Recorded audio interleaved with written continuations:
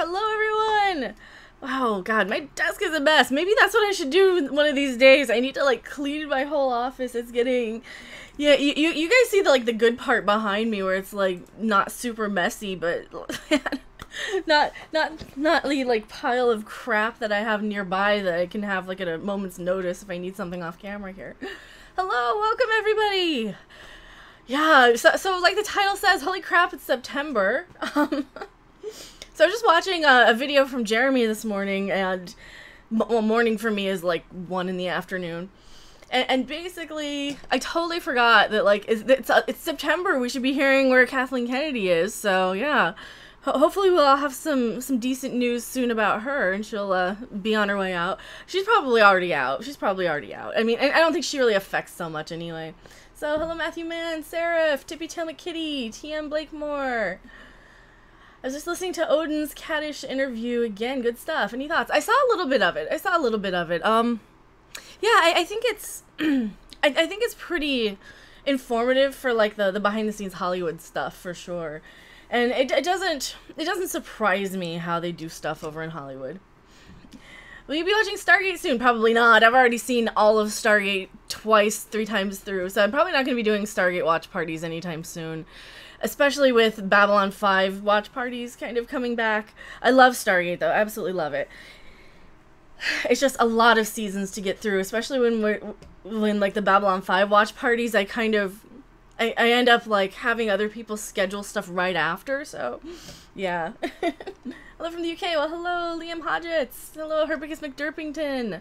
Hello, Vocal Ven. Welcome, everybody. Hello, Hunky Chunky Funky Monkey. I was watching old clips of Robin Williams with Johnny Carson. That's cool. That's cool. Jack Mehoff. Was I born bisexual or did I choose to be sexually confused? I don't know. It depends. I mean, if I had the answers to the whole universe, which I actually might, then I might know. But Sam Eam, or is it Lamb? Just subscribe. Well, thank you for being a random subscriber. Welcome. Have you seen the Dark Shadows original television series? I love Dark Shadows. Absolutely. I really need it on DVD. I don't have it on DVD. But I really, really need it on DVD. That coffin box set. Oh, man. Love Dark Shadows. That's one of my favorites. I also have a bit of a passion for the novels that Laura Parker wrote. We've got them all pretty handy here.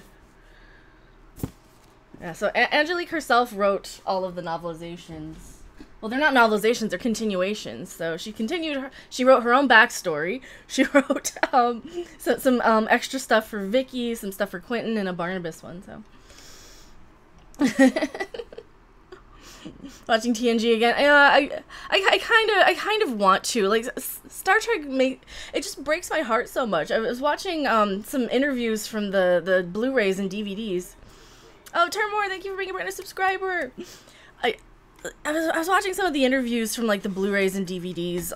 They have them on YouTube, and I really love how Gene Roddenberry went out of his way to, when he made The Next Generation, he went out of his way to ask the president of the fan club what he thought, and tour the set, and he wanted fan feedback. He wanted to know what people were thinking.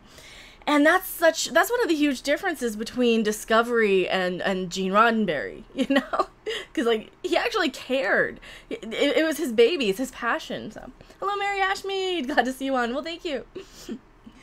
Sell the answers to me. Sell what answers to me? Mikey Spock for president. Oh, God. No, Mikey Spock for president. Have you watched Xena? I have all the Xena. I've seen all the Xena. Love Xena. Absolutely love Xena. I didn't get into Hercules that much, but I don't know. Maybe because there was not a whole lot of eye candy on Hercules. Kaddish thinks KK and RJ are well entrenched and safe. Kurtzman will continue destroying all universes. Narratively speaking, I need some good news today. Ween's back on tour. That's really awesome news. That's actually something I kind of want. I was thinking about doing. I don't know if tickets are still available, but so I have tickets to Ghost in Chicago. Ween is playing the night before in Chicago. Do I want to get, like, an extra night down there and go see Ween as well? Or do I want to rush up to see them in Milwaukee the next night on November 1st? It would actually probably be easier to drive from Chicago to Milwaukee because I wouldn't need to get a hotel room in Milwaukee, because it's, I don't know. Up until Discovery, Star Trek was a passion project. Now it's all about the money. Well, it's not even in Discovery. I think it's with the Kelvin timeline movies. That's kind of the cash grab.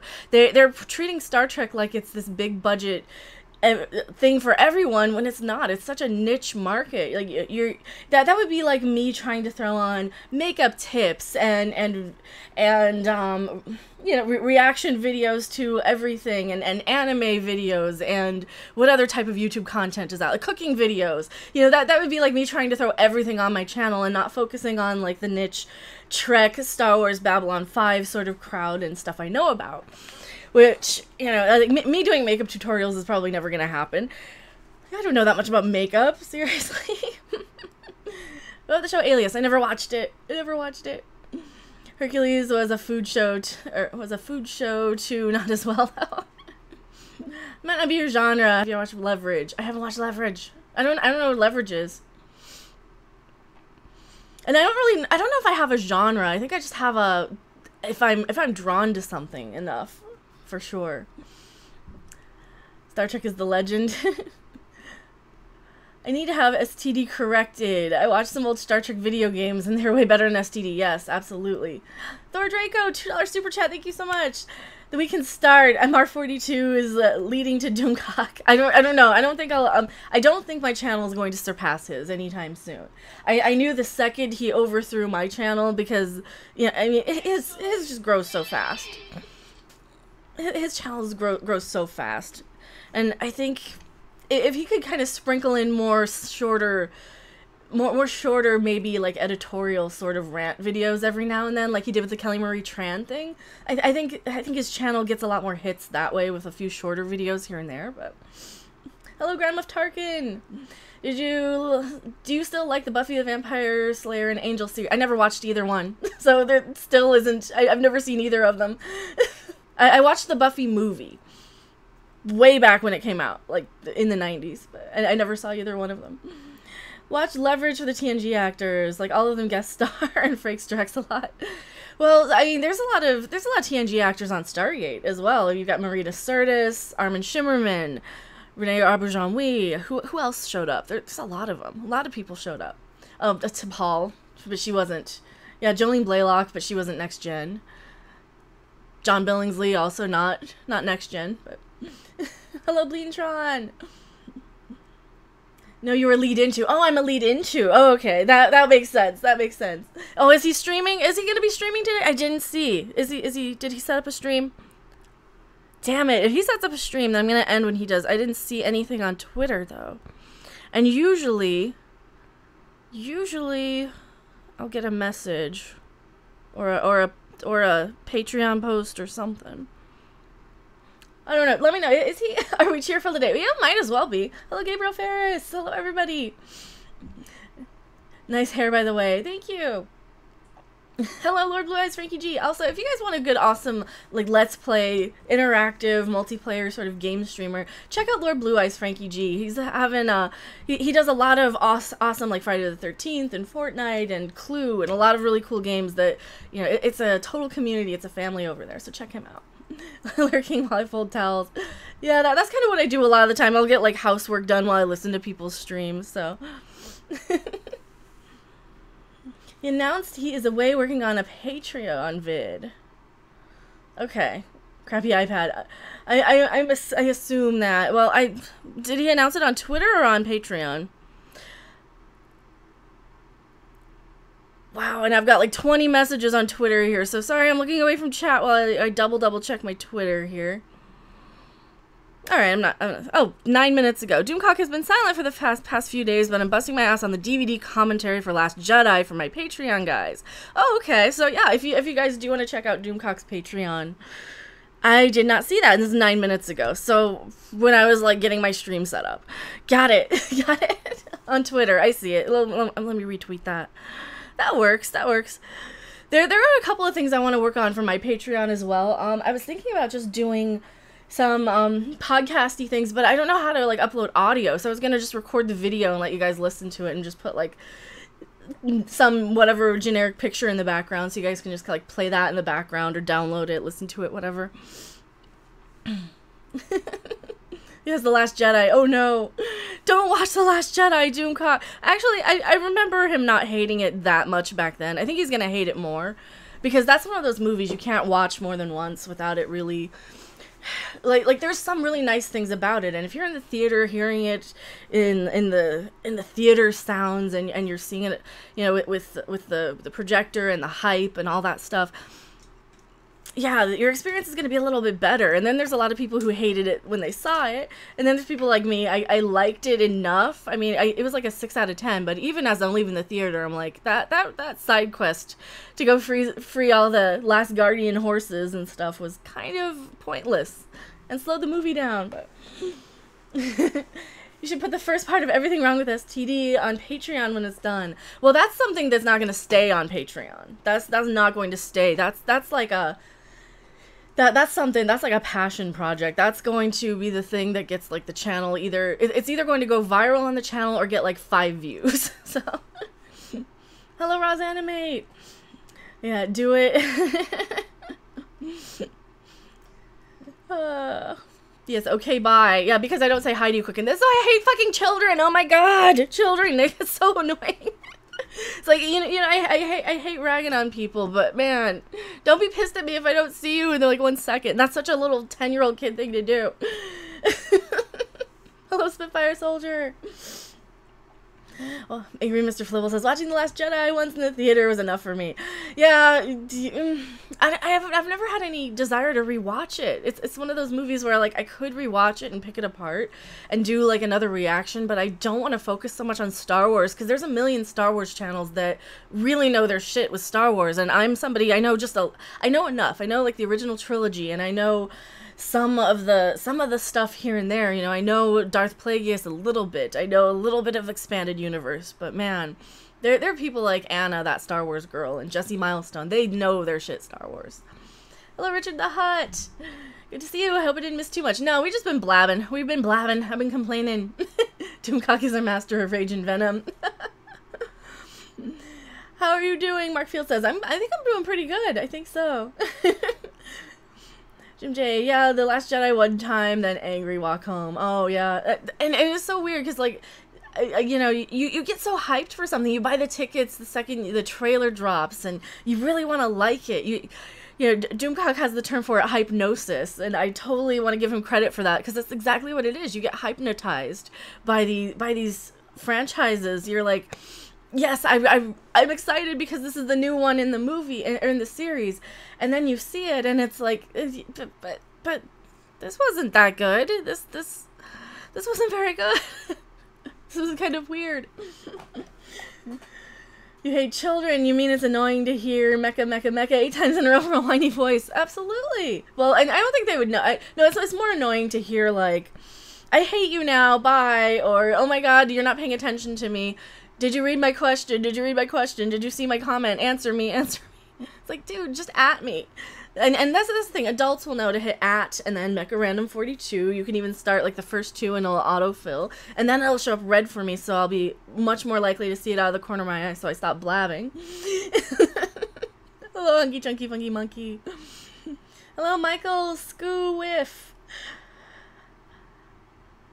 Mary Ashby says, I'm more of a Trekkie, but I love Star Wars 4, 5, and 6. That's kind of how I am. I'm more of a Trekkie for sure, but I mean, at the end of the day, Babylon 5 is kind of my wheelhouse in Stargate because of all the crap that we've had to deal with Star Trek, and it kind of just rewatching a few clips last night on the interviews of Star Wars or Star Trek behind the scenes stuff kind of made me remember, oh yeah, I really, really love this show. I really, really love Star Trek.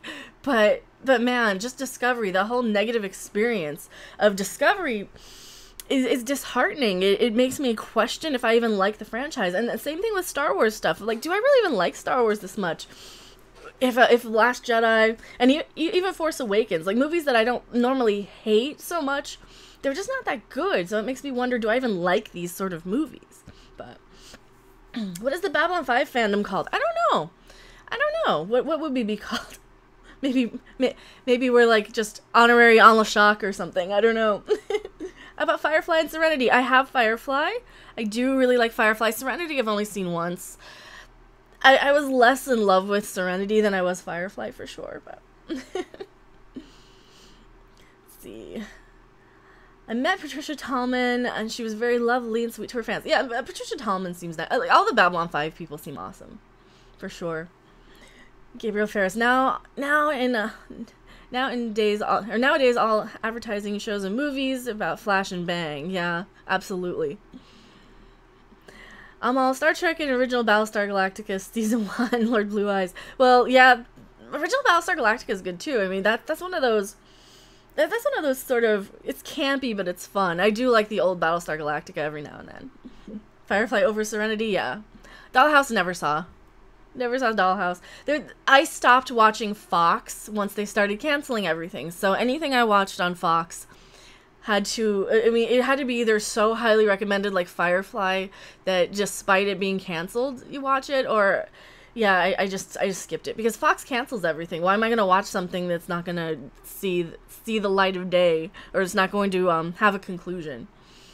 I never saw Earth's Final Conflict. Babylon 5 is the best show in my own humble opinion. Yeah, Babylon 5 is so good because there are just some character moments and some acting moments. I mean, you on the rewatch, I'm remembering how much I loved Londo on there. I mean, just Peter Jurassic's acting is just so amazing. Just little subtle touches of, you can kind of feel what he's feeling just from his eyes, just from his performance. And man, that's something like that's something like you don't see in Star Trek Discovery. You don't see these well acted, emotional, genuine moments. There are no moments of love, compassion. There's no moments of actual fear. There's no moments of consequence or sorrow. You got pouty Michael Burnham sitting there. I don't care. I want to die. I'm just gonna go to the prison colony. I'm not gonna help anybody. Oh, there's no point in panicking because of this and this. We're just gonna die out here in space on that stupid second episode, and it's boring. I mean, she's playing pouty instead of genuinely sorrowful, I guess. Eliza Dushku was a bad choice for Dollhouse. True Calling wasn't terrible. I ended up watching True Calling on the Sci-Fi Channel in reruns, even though that one got canceled as well. Fox Shadaracy. Yeah, sadly, Fox has the Orville. And I'm kind of scared about that. That's one thing I'm really super scared of. Like I said, it has to be like a special show. STD wants to be Battlestar Galactica. I think STD wants to be Game of Thrones mixed with Battlestar Galactica because they have like the jump technology. They have all these things. They have all these things that you don't have in Star Trek. It's crazy. I'm now acting in STD. I mean, some of them are okay. Like, Stamets isn't that bad. He could have been a really good character. He could have been a McKay level character. He's a little snarky. He's a bit of an asshole at the beginning. But, I mean, can you blame him dealing with Lorca? And he could have been a really well-developed character, but... Pouty, I thought Burnham was badass. No, she's a bit pouty.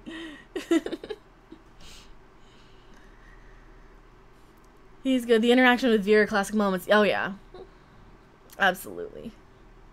Pink Panther and Mission Impossible. I actually don't think I wasn't allowed to watch the Pink Panther movies because I think they were R-rated as a kid, and I never got back to watching them. Mission Impossible, I saw a little bit of the TV show. Not too much. Remember, I'm such a 60s TV file, I guess. So I did watch a little bit of it, but I preferred I Spy, Man from U.N.C.L.E. and Get Smart over Mission Impossible, despite Peter Graves and Leonard Nimoy being in there. So yeah, I definitely preferred Man from U.N.C.L.E. And I've never seen the movies because I can't stand Tom Cruise. So I'm probably never going to see that. Hello, Squid Takeover. Welcome back. Fox's Foxness being countered by Seth MacFarlane's attachment. Well, yeah, Seth MacFarlane being attached to it means that it probably has a shot of at least lasting a few. Have you seen the British puppet sci-fi show Thunderbirds? Yes. I prefer Fireball XL5 because Lazoon. They have Zuni. He's really cute and has a much better theme song than Thunderbirds. But yeah. Doug Jones is a nice guy. I'm sure he is. I'm sure the actors are okay. I mean, And, like, Anthony Rapp gets into it. He gets a little pissy on Twitter with some people sometimes, but he seems all right. He seems okay. I kind of get where a lot of his pissiness comes from, because I certainly get pissy with people on Twitter myself. But Jason Bourne, James Bond, and Tomb Raider. I've never watched the Tomb Raider movies, though. Now that I found out that Rimmer's in them, I almost kind of want to, but they look like such trash movies. James Bond, I saw, like, the 60s ones, the Sean Connery era, and Jason Bourne don't care about at all.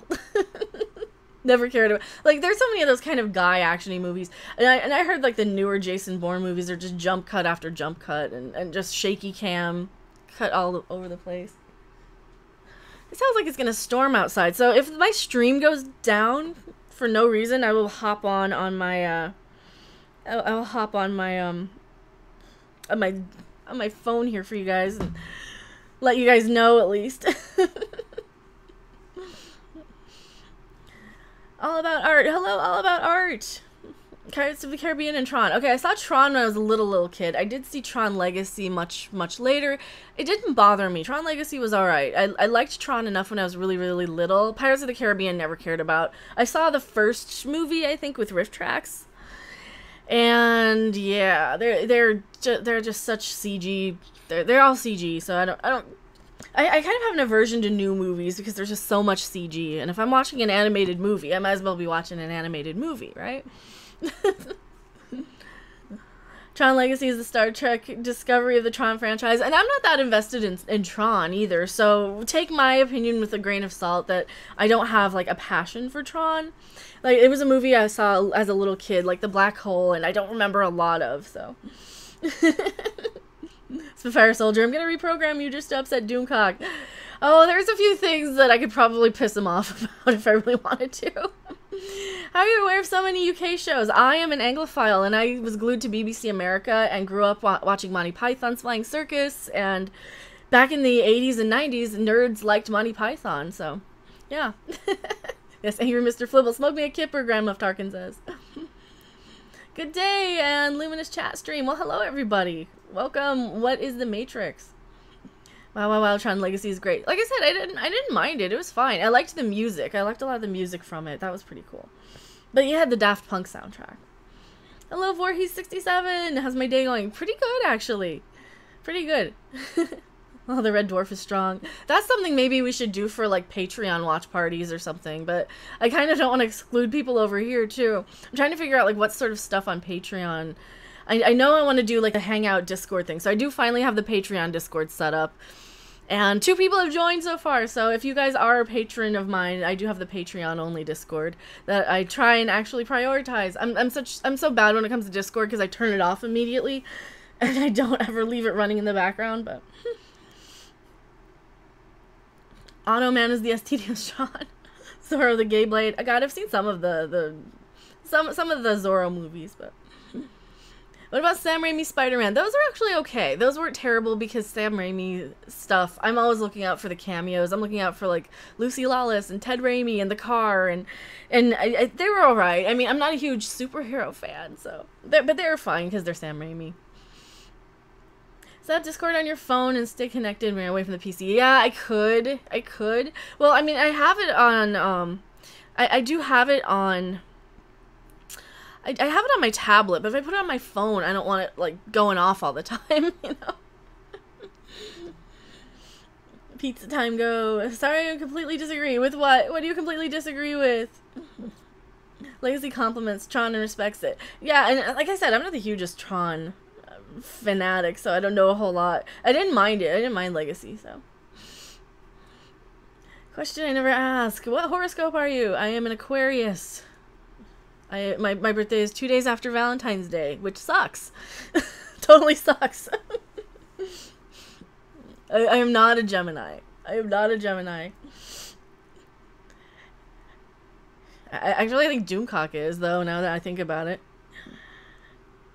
I have never seen Tron. You've never seen Tron? You might like it. If you're a Star Wars fan, you might like it. Tron isn't bad. Red Dwarf is funny. I like Red Dwarf a lot. That's one of the better shows, actually. It was Red Dwarf for sure. I mean, just so many of the British shows are good. I mean, British Empire is funny too. If you're going for, like, Chris Berry shows, There's so many like awesome, amazing ones. I was even watching. Now this is where I might lose the crowd. I was watching quite a bit of Craig Charles doing the narration for Takeshi's Castle. If anyone watched that ever, and Takeshi's Castle is kind of Japanese people flinging themselves through obstacle courses in the mud and stuff. It's very similar to the Ninja Warrior sort of series. If anyone watched Ninja Warrior, and yeah, it's kind of hilarious. It's closer to Wipeout though. They're just getting themselves knocked off of planks. It's kind of hilarious to see them just flying through the mud and stuff. But I mean, at least with something like Ninja Warrior, you have like actual athletes propelling themselves through obstacle courses. So, oh, so it's a British show. Red Dwarf is a British show. I'm completely missing stuff. I'm really. Yeah, what is Red Dwarf? It is a British science fiction, sort of fun show. Oh, let me set up my bot, too, while I'm thinking about it. I always forget to set up my bot. It is a British funny science fiction show, is the best way I can describe it. It's something that would never work in America. But yeah, it is a very awesome British show, and I absolutely love it. Alright, connect the bot. Alright, we have the bot connected. Yay! BBC Robin Hood, BBC Sherlock. I haven't really watched any of those. Did you see the picture of Captain Marvel? I've seen a picture of Captain Marvel. I so don't care about Captain Marvel. I so don't care. I mean, it's probably going to be one of those movies that I'll probably end up seeing if, like, enough people want me to watch it for the channel, but I can guarantee it's not going to be anything I care about. It's a superhero movie. I'm not going to be one of these fake geek girls and, like, pretend to love all the superheroes because it's a woman, and because you know there's a lot of these fake geek girls with a wall full of pop figures behind them going, yay, I love Captain Marvel because it's about time we had a woman superhero, and blah. I'm not that. Nothing works in America. That is true. Didn't make a pilot for America. It never aired. Yeah. Red Dwarf is a parody of Blake 7. Well worth the watch. I love Red Dwarf. Absolutely. I think they got the wrong actress to play Captain Marvel. Well, if they would have gotten somebody like Katie Sackhoff, but isn't she a little old for it? She's, what, in her 40s now, maybe? How old is Katie Sackhoff? She looks good, though. I mean, I think she could probably pull it off.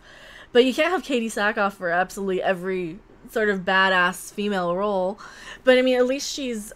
I think my kind of issue with Brie Larson is that she's very uninteresting looking. She doesn't look like a movie star. She's kind of your typical sort of Hollywood actress that doesn't really... She doesn't hold my attention. There's nothing that stands out about her. There's nothing interesting. There's nothing... And you know, she's very attractive. She's very pretty. I'm sure she's great in whatever she does. She's just not memorable to me. And there's not a lot of really super memorable actresses. Like, there's only one Christina Hendricks, you know? There's only one, you know, like, I'm trying to think of what other sort of actresses that really stand out for me. You know, there's not a lot of them, so. Girl Next Door, you mean? Yeah, she's a bit Girl Next Door. Downton Abbey, I haven't seen it, but I do want to. I do want to.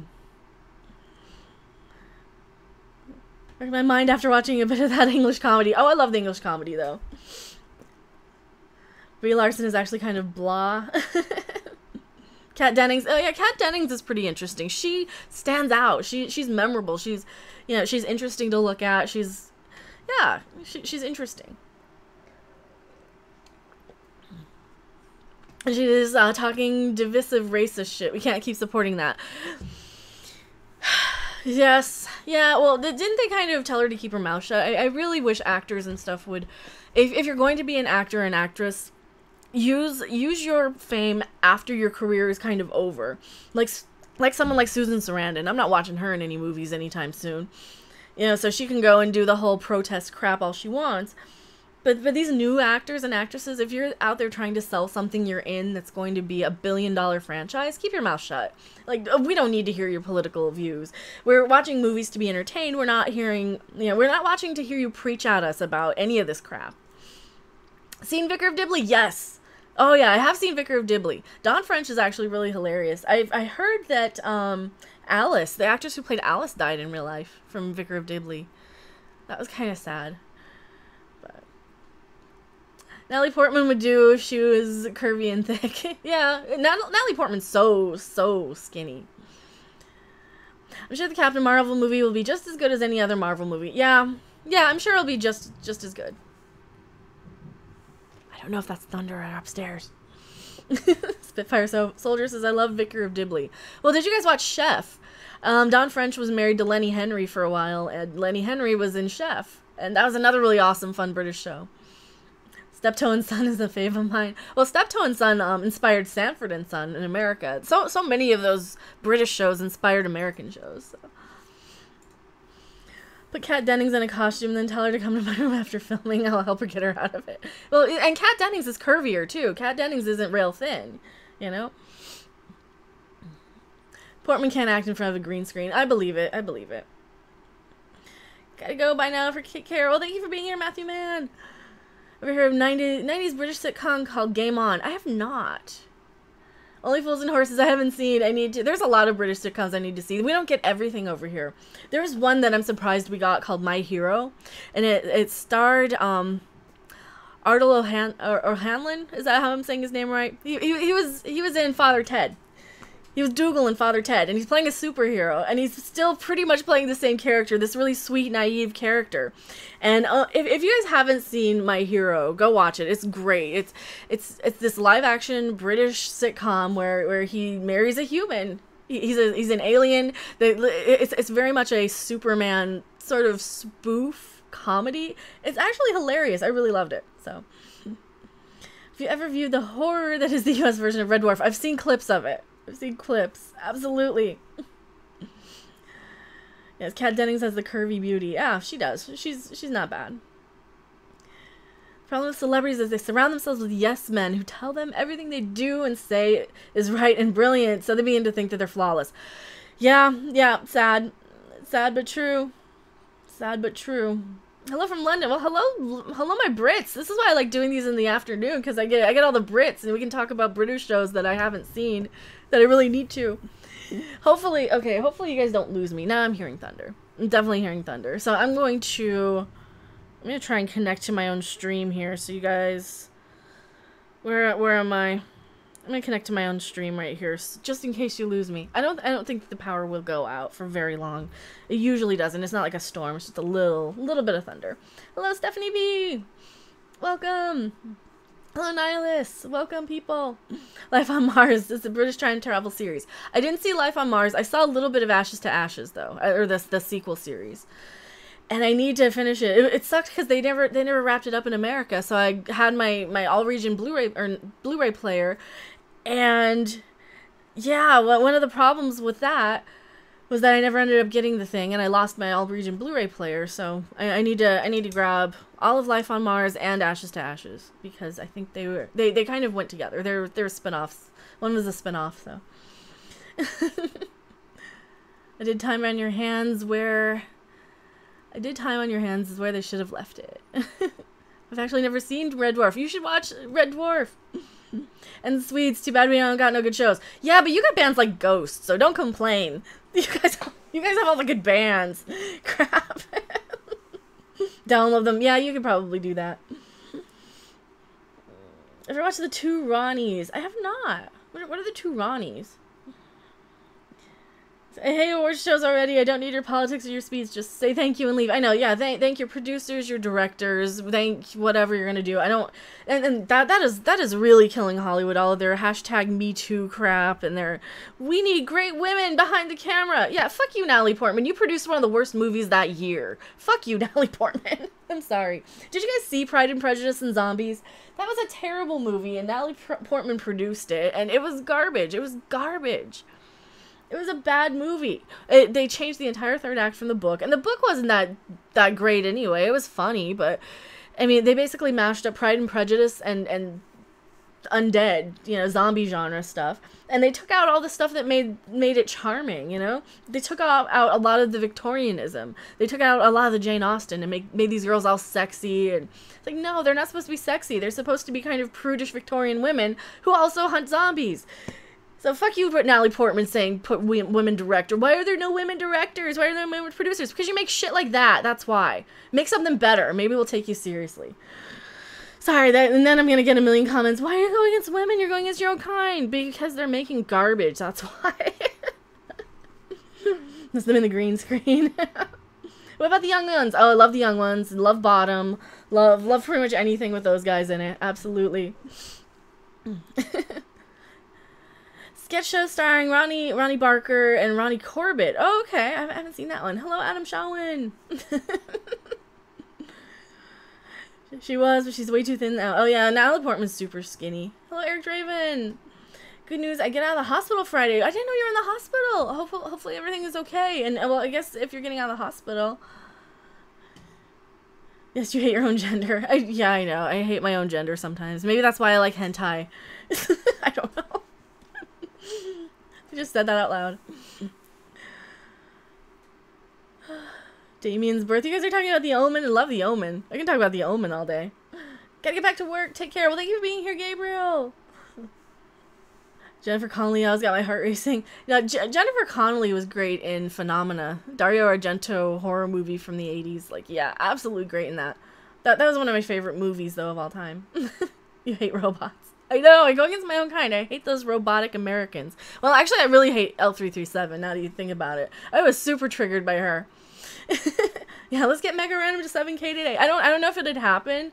I don't know, but I was gaining, like, what was it, Saturday I tweeted out that we had 66 subs, and then it jumped by 200, like 250, because of that Captain's Photo video that I reacted to, where I called Mikey Spock a cunt a million times, and... Not the actress, the character. Let's get that straight. Oh, Lord. Only Fools and Horses is classic. I need to watch that. Merlin. I haven't watched Merlin. Yes, please, no L3's talk here. Oh. Drop him for a thumbs up and support. Well, thank you so much, Jason Clark.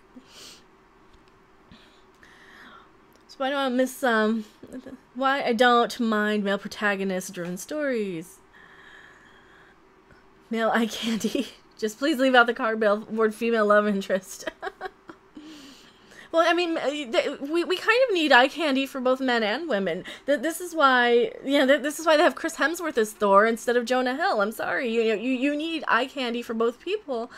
It's healthy. It's an ideal body image, or it's some of the ideal body types. It's healthy to find, people attractive. It's healthy to ogle. It's healthy to lust after people. And anybody who tells you, not to find somebody attractive is full of shit, and they don't understand how human evolution works. They don't understand how how strong the desire to reproduce and to mate is. I mean, you will find visually appealing things about people all the time. They're not putting Scarlett Johansson in skin tight cat suits for women, right? They're putting her in those, with her boobs on display because people want to look at it. Men want to look at it. Some women want to look at it. It's perfectly fine. There's a reason why people like Rebel Wilson aren't cast as Scarlett Johansson roles, It's crazy. It's crazy.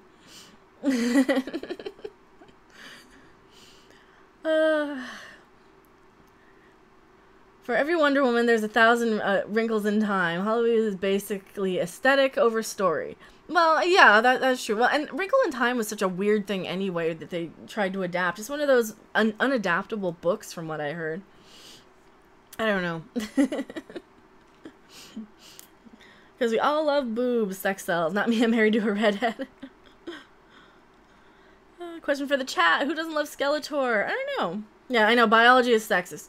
It's so stupid. It's so stupid how people are like, they don't understand anything. You've got these kids coming out of college. They're not millennials. They're just like these college-age kids. And you have like a group of white guys bashing other white guys, like, oh yeah, white males are the problem. You're a white male, fuck you. And I see that all the time, those are like stereotypically referred to as like the soy boy sort of type of peoples, and I don't really want to use those sort of buzzwords, but that is kind of the group of people I'm referring to. Like these kids that are in college that learn stuff, but they aren't. They went through the American public education system all their lives, so they don't actually learn. They recite. They're kind of trained to recite back what they hear, and it's really disheartening, and it's really kind of creepy how much, like, how they do that, and how I don't know. It's weird. I haven't seen A Wrinkle in Time yet. I'm not gonna see Wrinkle in Time. It looks stupid as shit. I'm not gonna watch that. That looks dumb. That looks like a bad movie. You know, and I'm not going.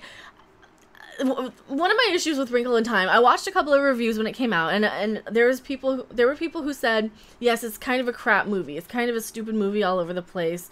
Everybody talks so whimsically, and it's one of those sort of movies. And then I hear people who love the movie, but their only compliment is, I love it, it's diverse. Fucking hell! No, that's not a reason to love a movie. If you're only loving it because it's diverse and you want to cosplay as Oprah, you don't love this movie. You're just one of these people who can't just dislike something. You're one of these no negativity people who can't just say, yeah, that movie was shit. Sometimes we need to just be allowed to have an opinion of, yes, this movie's shit. And I get called out all the time for people who, they're like, oh my god, you're so negative, you're so negative. You're clicking on the negative videos. You don't click on, like, me being excited that Edgar Wright's directing a Sparks documentary. I mean, no, people don't click on the happy, positive stuff. I only have, like, 200 views on the William Shatner Christmas album video that I'm super excited about. Like, it's like you're only seeing one side of me. Come to the live streams. You know, we talk about fun things, right? Hello, Derek McManus. Hope all is good with you. Yes. Torrent it anyways, so even so, it was a waste of money. Oh, Wrinkle in Time. It didn't look good. It looked stupid. It looked like a bad kids movie. It looked like a bad kids movie with no budget.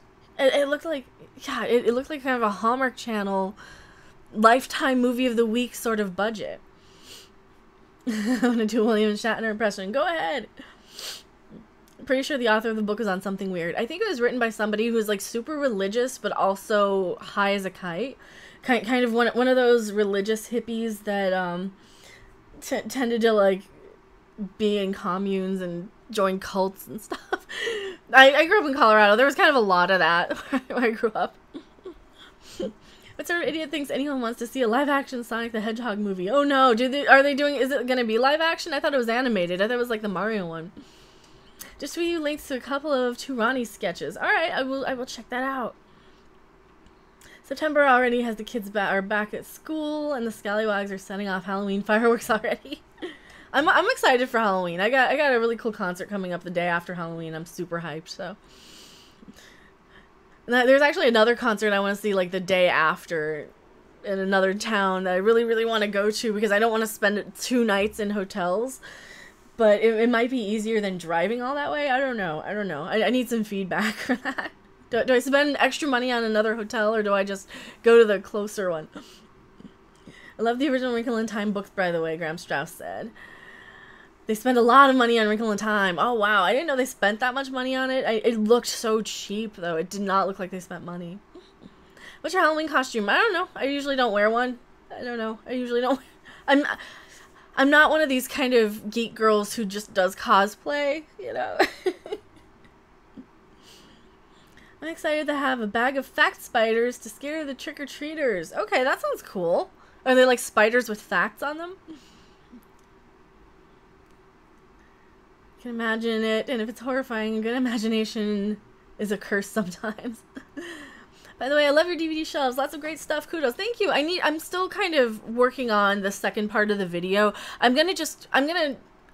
can't do the entire this section of the shelf with all like the Star Wars and Star Trek, and it actually doesn't have Star Wars, but all the Star Trek and stuff. I can't do that in under a half an hour, and that's the problem I'm facing recording on my tablet, is that it cuts me off at a half an hour. So I need to kind of go through when it's not 1,000,000 degrees, when there's not a lot of noise, and I can like go through and, because there's a lot of stuff on the very top shelf that you guys can't quite see up there.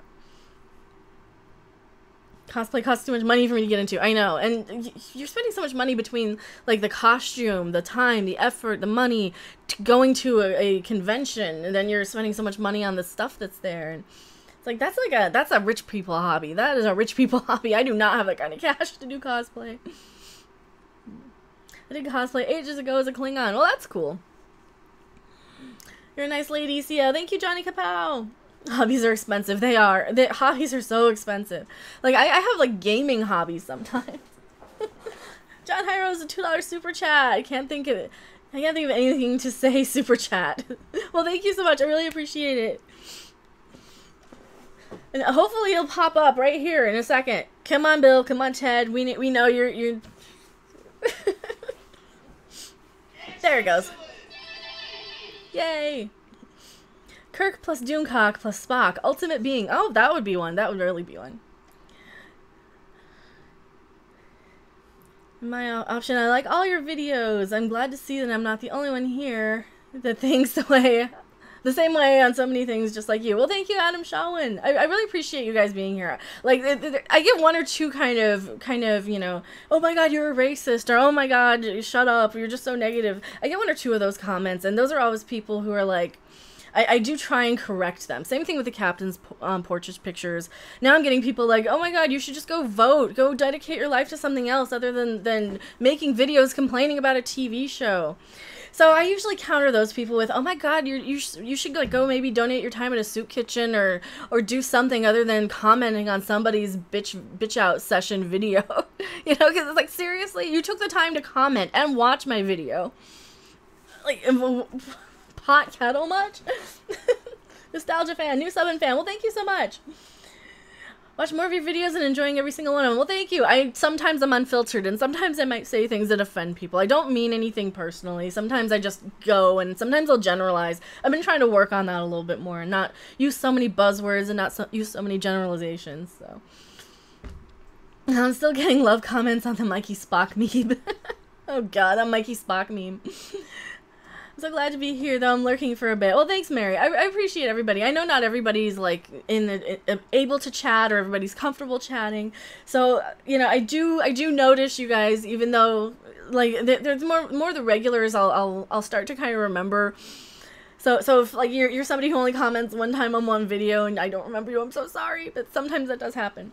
Hello, BlueCat42. People can devote time to voting and making critical fandom videos. I know. They're not mutually exclusive. It's like, oh no, I made a video, now I can never vote. That's not how that works. That's not how that works. Big Chap, £1.99. Live long and prosper. Absolutely. Thank you so much for the £1.99. I like seeing the pound side. I like seeing the pound denomination. That takes me back to when I went to the UK and, like, I was converting everything, and, like, you convert money and it's, like, down to nothing, you know? Oh, I'm gonna convert $500 to pounds. I have 100 pounds. But it was cool. I love that trip. Will you remember us at 1 million subs? Absolutely. Well, come on. I mean, you're one of, like, the hand-picked viewers that I grabbed from Jeremy. There's a lot of people I've kind of seen, like Hunky Chunky Funky Monkey or Proper Jeremy or Stephanie B. Like, a lot of people I've seen in other chats, and I try to, you know, say, well, hey, come over to my channel. You know, you guys are awesome here. I want you on my channel too. So I'm, like, definitely hand-picking a lot of my viewers, for sure. Yes, peace and long life. Well, yeah, I mean, you guys at least know that live long and prosper does not mean suicide bomb yourself like a dummy like that stupid Vulcan on Discovery. He's like, live long and prosper. I'm going to try and blow myself up in you, Sarek. Oh, God. Unlike the stupid writers, they don't understand. They don't hear the words. Like, it's right there. Live long and prosper does not mean suicide bomb and murder. It's so stupid. It's so stupid. It's so stupid. It's Proper Jeremy, heard his name. Hello, Proper Jeremy, and Herpicus McDurpington, and Grand Muff Tarkin. Like, all of you guys I remember from Jeremy's streams and Jeff's streams and Ethan's streams. Like, I've been like, yeah, there's a reason why I like go over there. I watch those channels. I love the community. There's a reason why I hang out in the chat on all the streams. So, oh God, you reminded me about the logic extremists. I know. Found you through Doomcock and him through the High Council.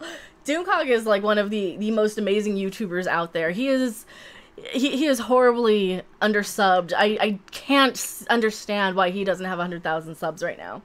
But what the fuck, the Vulcan suicide bomber was so dumb. Absolutely. Yes, it's gonna be Halloween soon. DJ G show. I'm so excited because like right November 1st, I got a thing. I got a concert. I'm so excited. And it's like Halloween related, and it's, oh yeah, I'm super stoked. Nobody can forget Proper Jeremy. You are under sub 2 anymore. Well, thank you guys. I feel weird like promoting my own channel, and I know I can be doing stuff to promote other people as a fan.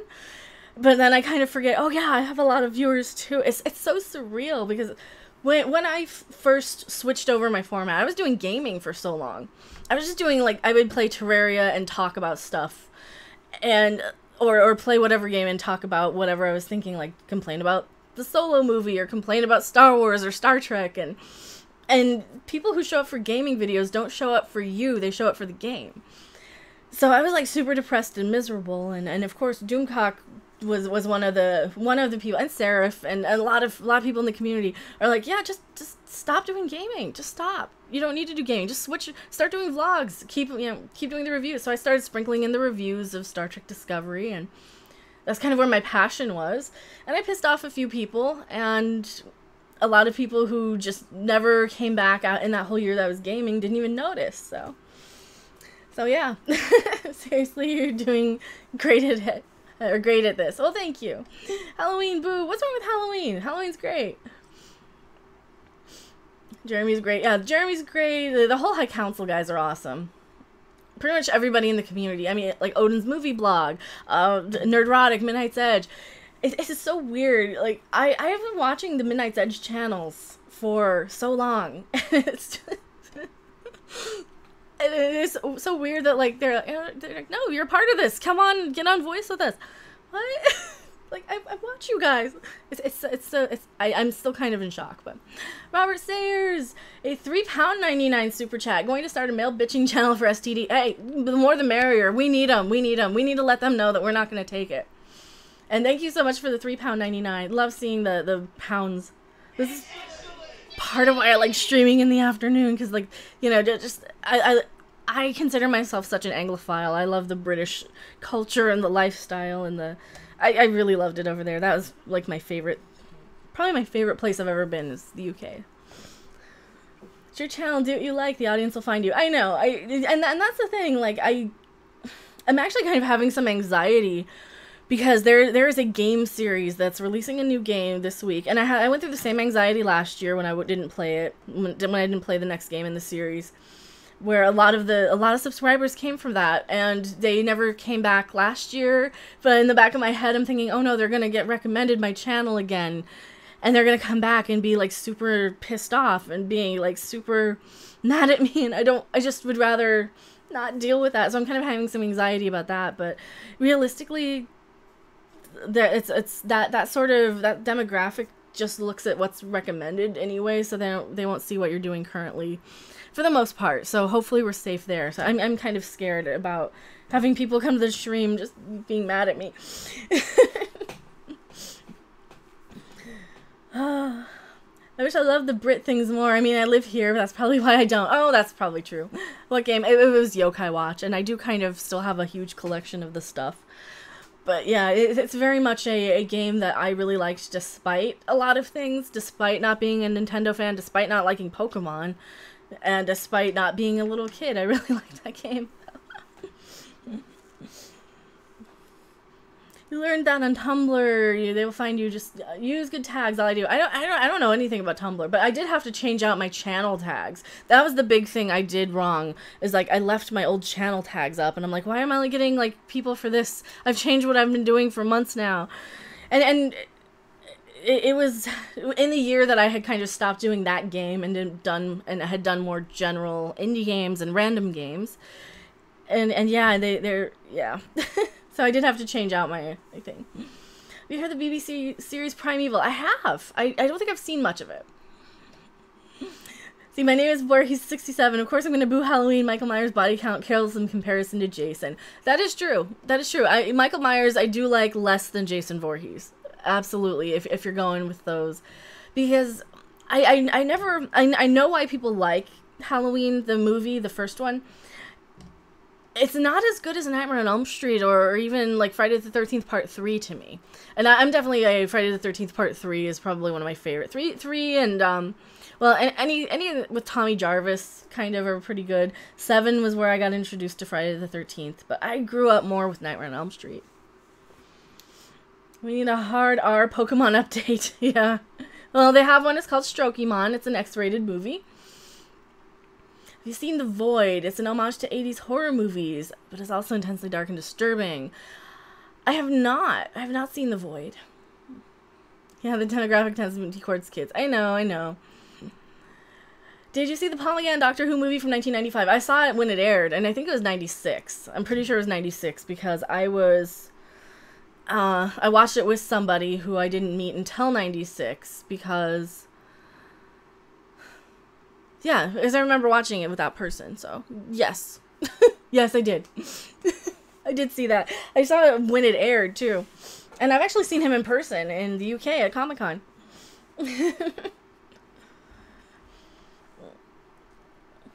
Hello, MSP. I don't know what that says, but hello. I never got into the Halloween movie franchise. They were not my favorites. I mean, I might check out the new one, but like I think the Halloween franchise was... Oh, also thank you for being a Reddit subscriber, Jason Lowry.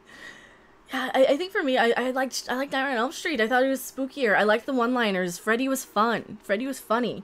Jason, the kills in the Friday the 13th movies got really fun towards the end. I mean, look at Jason X. The movie's terrible, but it's hilarious and it's one of my favorites.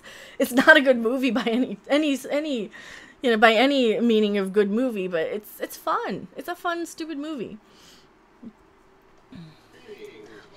Oh, thank you for subscribing. I really appreciate it. Hi, new sub. Yeah, hello, everybody. Hello, new subs. We're getting a lot of new subs. That's crazy. Maybe we will get to 7,000 today. Do you think someone will make a porn spoof of STD? Yes, it's called Star Trek Discovery. It is called Star Trek Discovery. There is a porn spoof. It has full-on Klingon sex, and yeah, Star Trek Discovery is the porn spoof.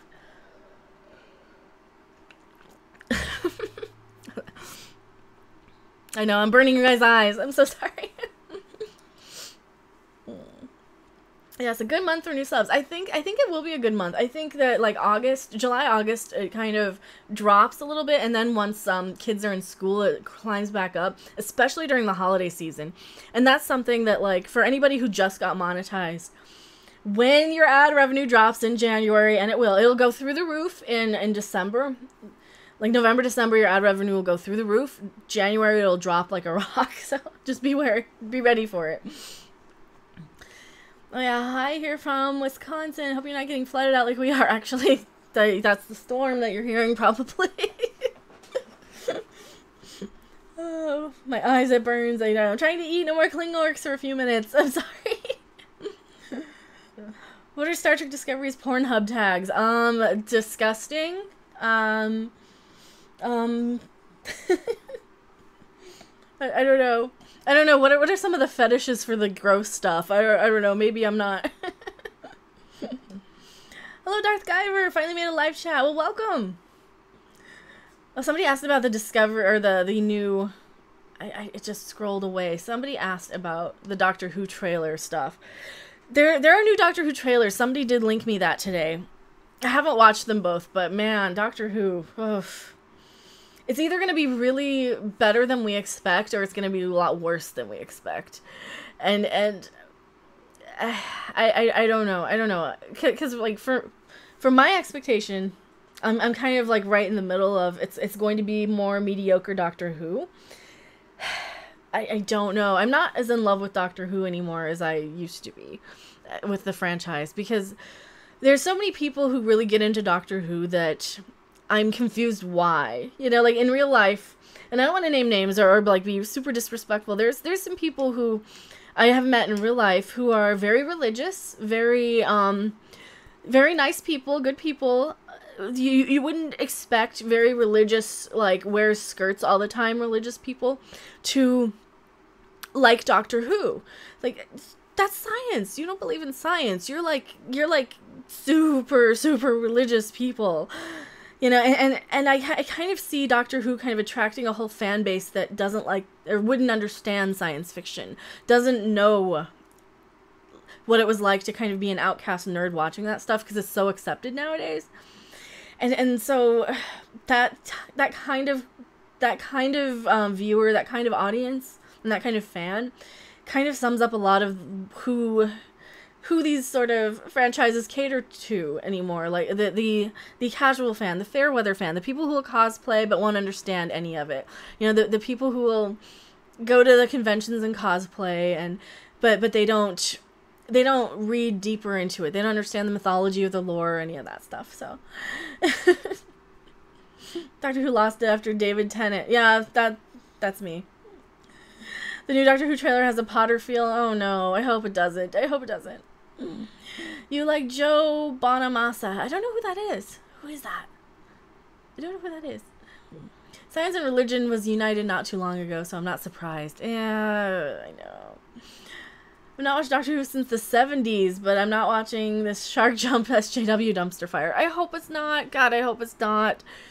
I mean, if any franchise can do a gender swap, it's Doctor Who, but man, it's so unnecessary. It is so, I mean, and all these doctors keep getting younger and prettier for this young crowd to kind of lust after. And except for Peter Capaldi, which I think a lot of fans dropped off with Peter Capaldi because he isn't young and lust-worthy for a lot of these young Who fans. Like, he's perfect for my age, you know. He's absolutely in my crush range, and he's not bad to look at all, but I don't think of the Doctor like that. I don't want to bone the Doctor. The Doctor is not eye candy to me. The Doctor is somebody like Tom Baker, or, you know, the Doctor is like this ancient... The Doctor is kind of a person equivalent to Yoda in a lot of ways. They're very old, very wise, very eccentric. They're not eye candy. They're not supposed to be eye candy. It's Doctor Who, you know?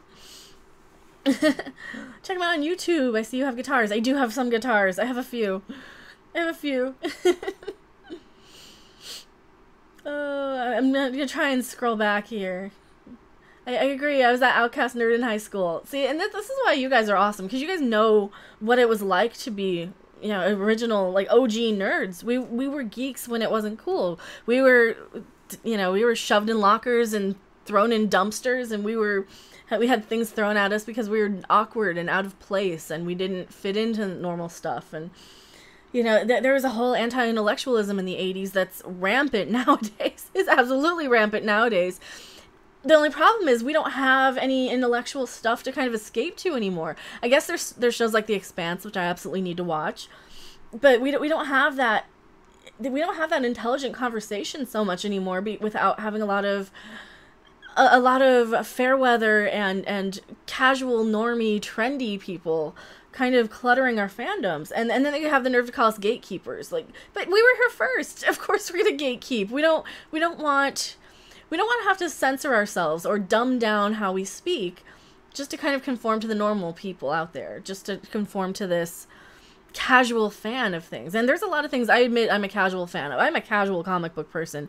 Absolutely. I you know, that's why I don't like answering a lot of comic book movie questions or doing a lot of Marvel reviews, and because I don't want to give the impression that I'm really into that, like a lot of the fake geek girls are out there, or quote unquote fake geek girls, because I kind of consider them to be trendy. I consider them to be, you know, I love everything, no negativity, everything is awesome sort of people. And they don't take a step back and think, okay, do you actually like this, or do you like it because it's popular? And I went through that with music myself. I went through that a lot with music and a lot of the shows I liked. Okay, do I actually like this, or do I just like it because it's on? So, I'm a 66-year-old Star Wars fan. Order 66. I'm a 66 Star Wars fan. Order 66. Okay. We aren't even gatekeepers. We aren't telling them they can't like something. We just reserve the right to complain. And that's another thing. They get mad at you for complaining. They're like, just don't watch. Like, just don't watch me then. I'm complaining to get it fixed. You know, you can like this garbage all you want, but, you know, what are you so scared of? That it's going to be too smart for you? Like, if they fix this, it's going to be too smart and you won't understand it? It's crazy. Blame Patrick for Klingork for Klingork boobs. I know, it's crazy. I'm missing half of the chat. I'm so sorry. Capaldi's first episode was terrible. There was some really bad Capaldi episodes. That dinosaur one, that one where him and Claire are in a freaking tea cafe for some. Oh my god, there were some bad episodes. That episode where she's under his bed. That whole anytime she's on screen with Pink, Mr. Pink. Ugh. Like, oh my god, you two have no chemistry. You two have the chemistry of coworkers who pass in the hall and never speak to each other. I'm sorry. I liked STD. I'm so sorry. If you like Star Trek Discovery, I rag on it a lot. I really rag on it a lot, but I'm so sorry. And now I feel bad because I'm ragging on it. And there are some things that it could have been a really good show if they had, like, fixed a whole lot of major problems with it, but Capaldi's entire run was atrocious. And it wasn't his fault though. It was a lot of the writing was just so terrible. It was boring. It was a chore to sit through the Capaldi season. It was better once Clara went away, but yeah, they had Maisie Williams on as a reoccurring guest star because she's famous for Game of Thrones, so sure, let's throw her in there. And you know, now they're gonna make it so she can't age ever, and she's this age for all eternity. But guess what? You can't reuse her because she's going to age in real life. Stupid writers, you know. There's so many stupid things that happened in Doctor Who. STD is an appropriate acronym. Is truly a disease upon Star Trekdom. They're not even attractive spaceships. Oh man, never feel bad about raging on STD. I know, I just don't want to like make people mad at me. I think that's the biggest thing. I actually care what you guys think, unlike the people who make Star Wars and Star Trek. Spaceships shooting each other is pretty much all Discovery offers. Yeah, to be Tail McKitty, I'm 46. Saw the original Star Wars movies back when they came out, and I've seen some of them in the theater. Well, I'm pretty sure I saw Return of the Jedi in the theater. I don't remember it because I remember more E.T. Lord Blue Eye says, I have no idea what you talk about ever, but I loved you and the people here. Yeah. Well, no, I think you do. I think you know more about what I talk about, Frankie G, than I think you let on. Because you're definitely of our sort of demographic. You grew up with all the same stuff we grew up with. And that's why I was having so much fun playing Friday the 13th, because it was drawing in people my age to talk about stuff like 80s movies, and that's why Friday the 13th lasted so long on my channel. Because it was like pulling in this whole crowd of people that I could talk to. So, did you ever see the Ewok movies? Probably when I was a kid. I don't remember much of them though. Sorry, Maya. Oh, I did like STD until you made sense of it. I feel silly for liking it. Don't feel silly. Don't feel silly. I mean, there's a lot of stuff that... There's a lot of stuff, like, I don't realize how bad something is until I kind of obsess over it myself. Like Last Jedi, or any of these, a lot of these sort of movies and stuff that I actually do end up watching. But and that's the thing, like, also, if you guys are brand new to my channel and, have just found me randomly through the YouTube suggestions and you don't know about our whole community over here, I am kind of part of this, and I have no idea how this happened. I don't know, maybe they just needed somebody who could be on camera, because hardly any of us are. Doomcock, Overlord DVD, he is kind of the cult leader of all of this. We're kind of forming a sort of tribunal to put on trial these pop culture atrocities. We have Gary from Nerdrotic. We have Tom from Midnight's Edge After Dark. Subscribe to all those awesome channels. We're kind of part of another branch in the whole culture war. Whereas I kind of see the High Council. So if you guys don't subscribe to the High Council members, also they have Ethan Van Sciver, Jeremy from Geeks and Gamers, Jeff over at World Class Bullshitters. Those guys are awesome as well. I kind of view the High Council sort of as like the army, and we're kind of the Air Force. We're kind of the strike force coming in, you know, because we're definitely on the more Trek side of things, and also anti-Trekker, Lore Reloaded, Trek Yards, even. You know, I love Trek Yards. They're so neutral. They're so fair on both sides. Whereas like myself or Doomcock or Midnight's Edge, we all really rail on Discovery. I think Gary's even railed on Discovery a little bit. Yes, trial. I don't know when the first one's going to be, but we did have kind of a pretty good test run last Sunday. So if anyone didn't see it, it's over on Doomcock's channel. And that's really awesome. I know I've been getting a lot of like new people coming in from the recommended thing. There's a lot of people saying, oh, first time here, brand new sub. And a lot of the time I'll click on your pictures and see who else you sub to out of curiosity. So I do pay attention. I do watch you guys. I do look. I do read the comments, all of them. And as many as I can. Sometimes when you guys are in like replying to each other in threads, I don't see them, but I do respond as much as I can, and I do comment, and I will at least heart your comment so you guys know I read it. But a lot of people I'm clicking on subscribe to me, but don't subscribe to like Geeks and Gamers or Doomcock or any of these people in our community. So if you guys are brand new to like the whole pop culture sort of talk radio communities that we have, yeah, definitely check out all of our kind of sister channels. It's really an awesome community here. And Odin's Movie Blog, and SC Reviews, and John Talks Star Wars, and actually he's just John Talks now, but there's so many of them. Overlord DVD, I like you, so subbed. Well, thank you so much, guys. Everybody, you guys are awesome. STD deserves all the trashing it gets, as does Jar Jar, A-hole Brums, oh, Star Trek in name only. Trust me, trust Mecha Random, she tells the truth. Sometimes I do. Sometimes I do. Gary totally has railed in Discovery. Just watches videos from before he couldn't stand watching anymore. John doesn't talk Star Wars anymore. Now John talks nothing. Well, John talks... He's still talking about Star Wars here and there. I've noticed he doesn't stream nearly as much. He's probably busy working, but I used to hang out on his streams late at night until Jeremy started kind of creeping in at like the 1 a.m. sort of thing. So I hang out on Jeremy's streams late at night because that's when I have time to like listen to and catch up with live streams, and I can't stream myself. You've got a very different vibe than Geeks and Gamers. Yeah, I think, well, they're definitely Star Wars, and they're very much a Star Wars heavy sort of channel. I'm a music geek for sure. I'm old school 80s, you know, whatever.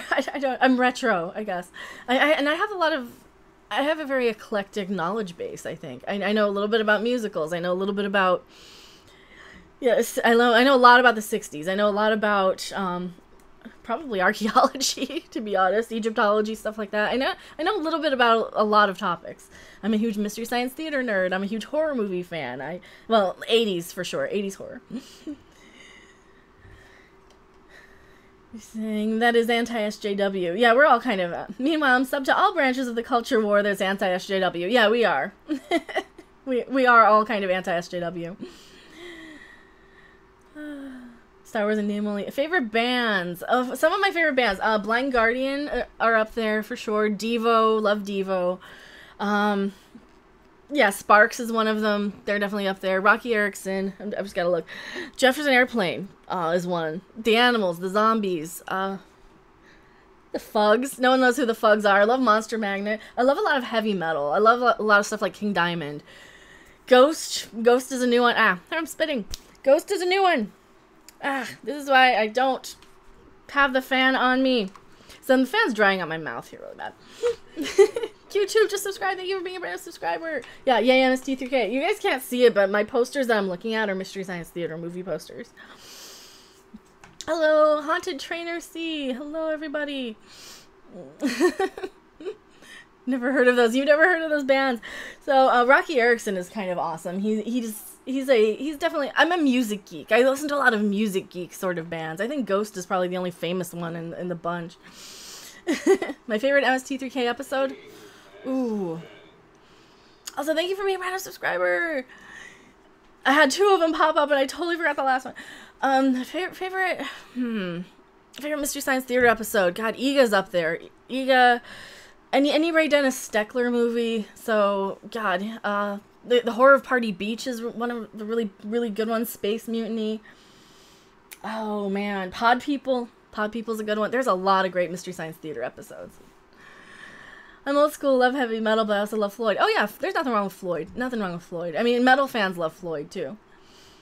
Yes, QTube subscribed. That's the other one. QTube and Tezunigari. I'm so sorry if I'm messing up your names. I'm so sorry. Manos the Hand of the Fate. Yeah, Manos is good. Pretty much any Mystery Science Theater episode that has music in it. Like, I want to say the Beatniks did, or was it High School Big Shot? It was one of the, any time they have like weird 60s music. That's why I love Horror of Party Beach, or the Incredibly Strange Creatures That Stopped Living and Became Mixed Up Zombies. That's another classic. And just the Ray Dennis Steckler movies. I love any of those type of things. I love a lot of obscure 60s cult directors. I love a lot of obscure cult directors in general. I'm a huge Marc Perot fan. They never did any Marc Perot movies on Mystery Science Theater as far as I'm aware. And one of these days I'll actually get Nudist Colony of the Dead on DVD. One of these days. Maybe I'll do that this month. Every country has a monster song. They do. There's a lot of bands you named. I don't know. I'm more of a Black Sabbath, Pantera. We came as Romans kind of guy. I like Black Sabbath. Like Pantera quite a bit. Their first handful of famous albums, because Cowboys from Hell wasn't their first album, but that was when I first heard them when I was like in 6th grade. I was such a metalhead in like 4th, 5th, 6th grade for sure. And Cowboys from Hell was current, so that was the one. And Vulgar Display of Power. Those two were like the big Pantera ones. There are so many great MST episodes. Puma Man, Werewolf, Manos. Yes. What is a random buck? Those are kind of a bot reward system that I was going to use for like giveaways. It's one of those things. You can check how many you have too. You get them for subscribing. You get them for like donating money, for super chats, those type of things. You get a certain reward for that. Longtime viewers get them. Sponsors get them. I think my channel has sponsorship available still. I don't know. If there should be like a support this channel or join membership, some sort of thing. Like I think it's like $5 a month and you get a badge next to your name. And I am changing the badge, but right now the badge has, I think, my cat. Yes, I seem to have a few stored up. Yeah, and Seraph can absolutely spend some of those. So hello. I don't understand what you're saying, but hello. Laser Blast. Laser Blast is good too. To be honest, I love rock and metal music, but I don't really like Pink Floyd or the Grateful Dead. Well, Grateful Dead I wouldn't put in the same category as Pink Floyd anyway. Pink Floyd are more prog. They're definitely more prog blues influenced, and the Grateful Dead are very much bluegrass country influenced. Now there are a few songs like there are a few things like What's Become of the Baby and weird trippy Grateful Dead songs, but for the most part I kind of throw them in the sort of granola country folk bluegrass sort of family of things. They're definitely a jam band. They're definitely one of those bands that have a lot of that country influence. So Grateful Dead are not one of those bands that I recommend if you're a metalhead, for sure. But I am kind of a Woodstock aficionado. I do, the late 60s is sort of a passion of mine, so I do know a thing or two even about bands that I might not necessarily listen to that much. There are a few really good Grateful Dead songs, though.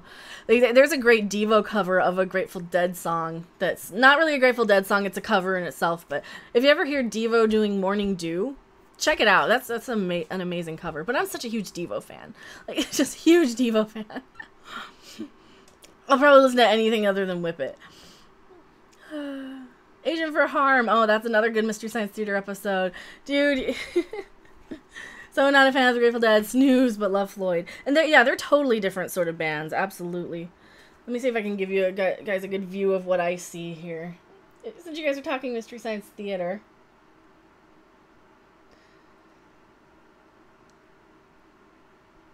There. I'll upload this for you. I don't know if you can see that. That's what I see from my view. You've got my Migo, you've got my Mystery Science Theater autograph poster, and then the movie poster. And of course the new Laugh-In set that I haven't put away, and my autographed Doomcock picture. Because of course I have an autographed Doomcock picture. Why wouldn't I, right? My birthday was September 1st. Well, happy belated birthday! Where's Kurt called it LDS? Yeah. Comfortably Numb is a classic. It is. I like your case. Oh, thank you. My tablet case is the planet-y thing. The solar system space stuff. Hi, how are you? I'm good. Hello, Sav. Yay, September. It is, yeah. So this is the month that Cray KK is supposed to be fired. Apparently, from what I've heard. I don't think it's happening yet, but you know. My favorite Pink Floyd song is "Learning to Fly," Blue Cat. See, I'm definitely more of the anything off of Piper at the Gates of Dawn sort of person, or any of like kind of the outtakes from that, like "See Emily Play." I'm very much a Syd Barrett era Pink Floyd fan, but you know, Dark Side of the Moon isn't terrible. I can still listen to stuff from Up to the Wall, but yeah, I mean, like anything past the '80s. Anything 80s and beyond, I kind of have trouble listening to. But Learning to Fly wasn't terrible. Hello, Turtles Space Retort. Welcome. Good afternoon, everybody.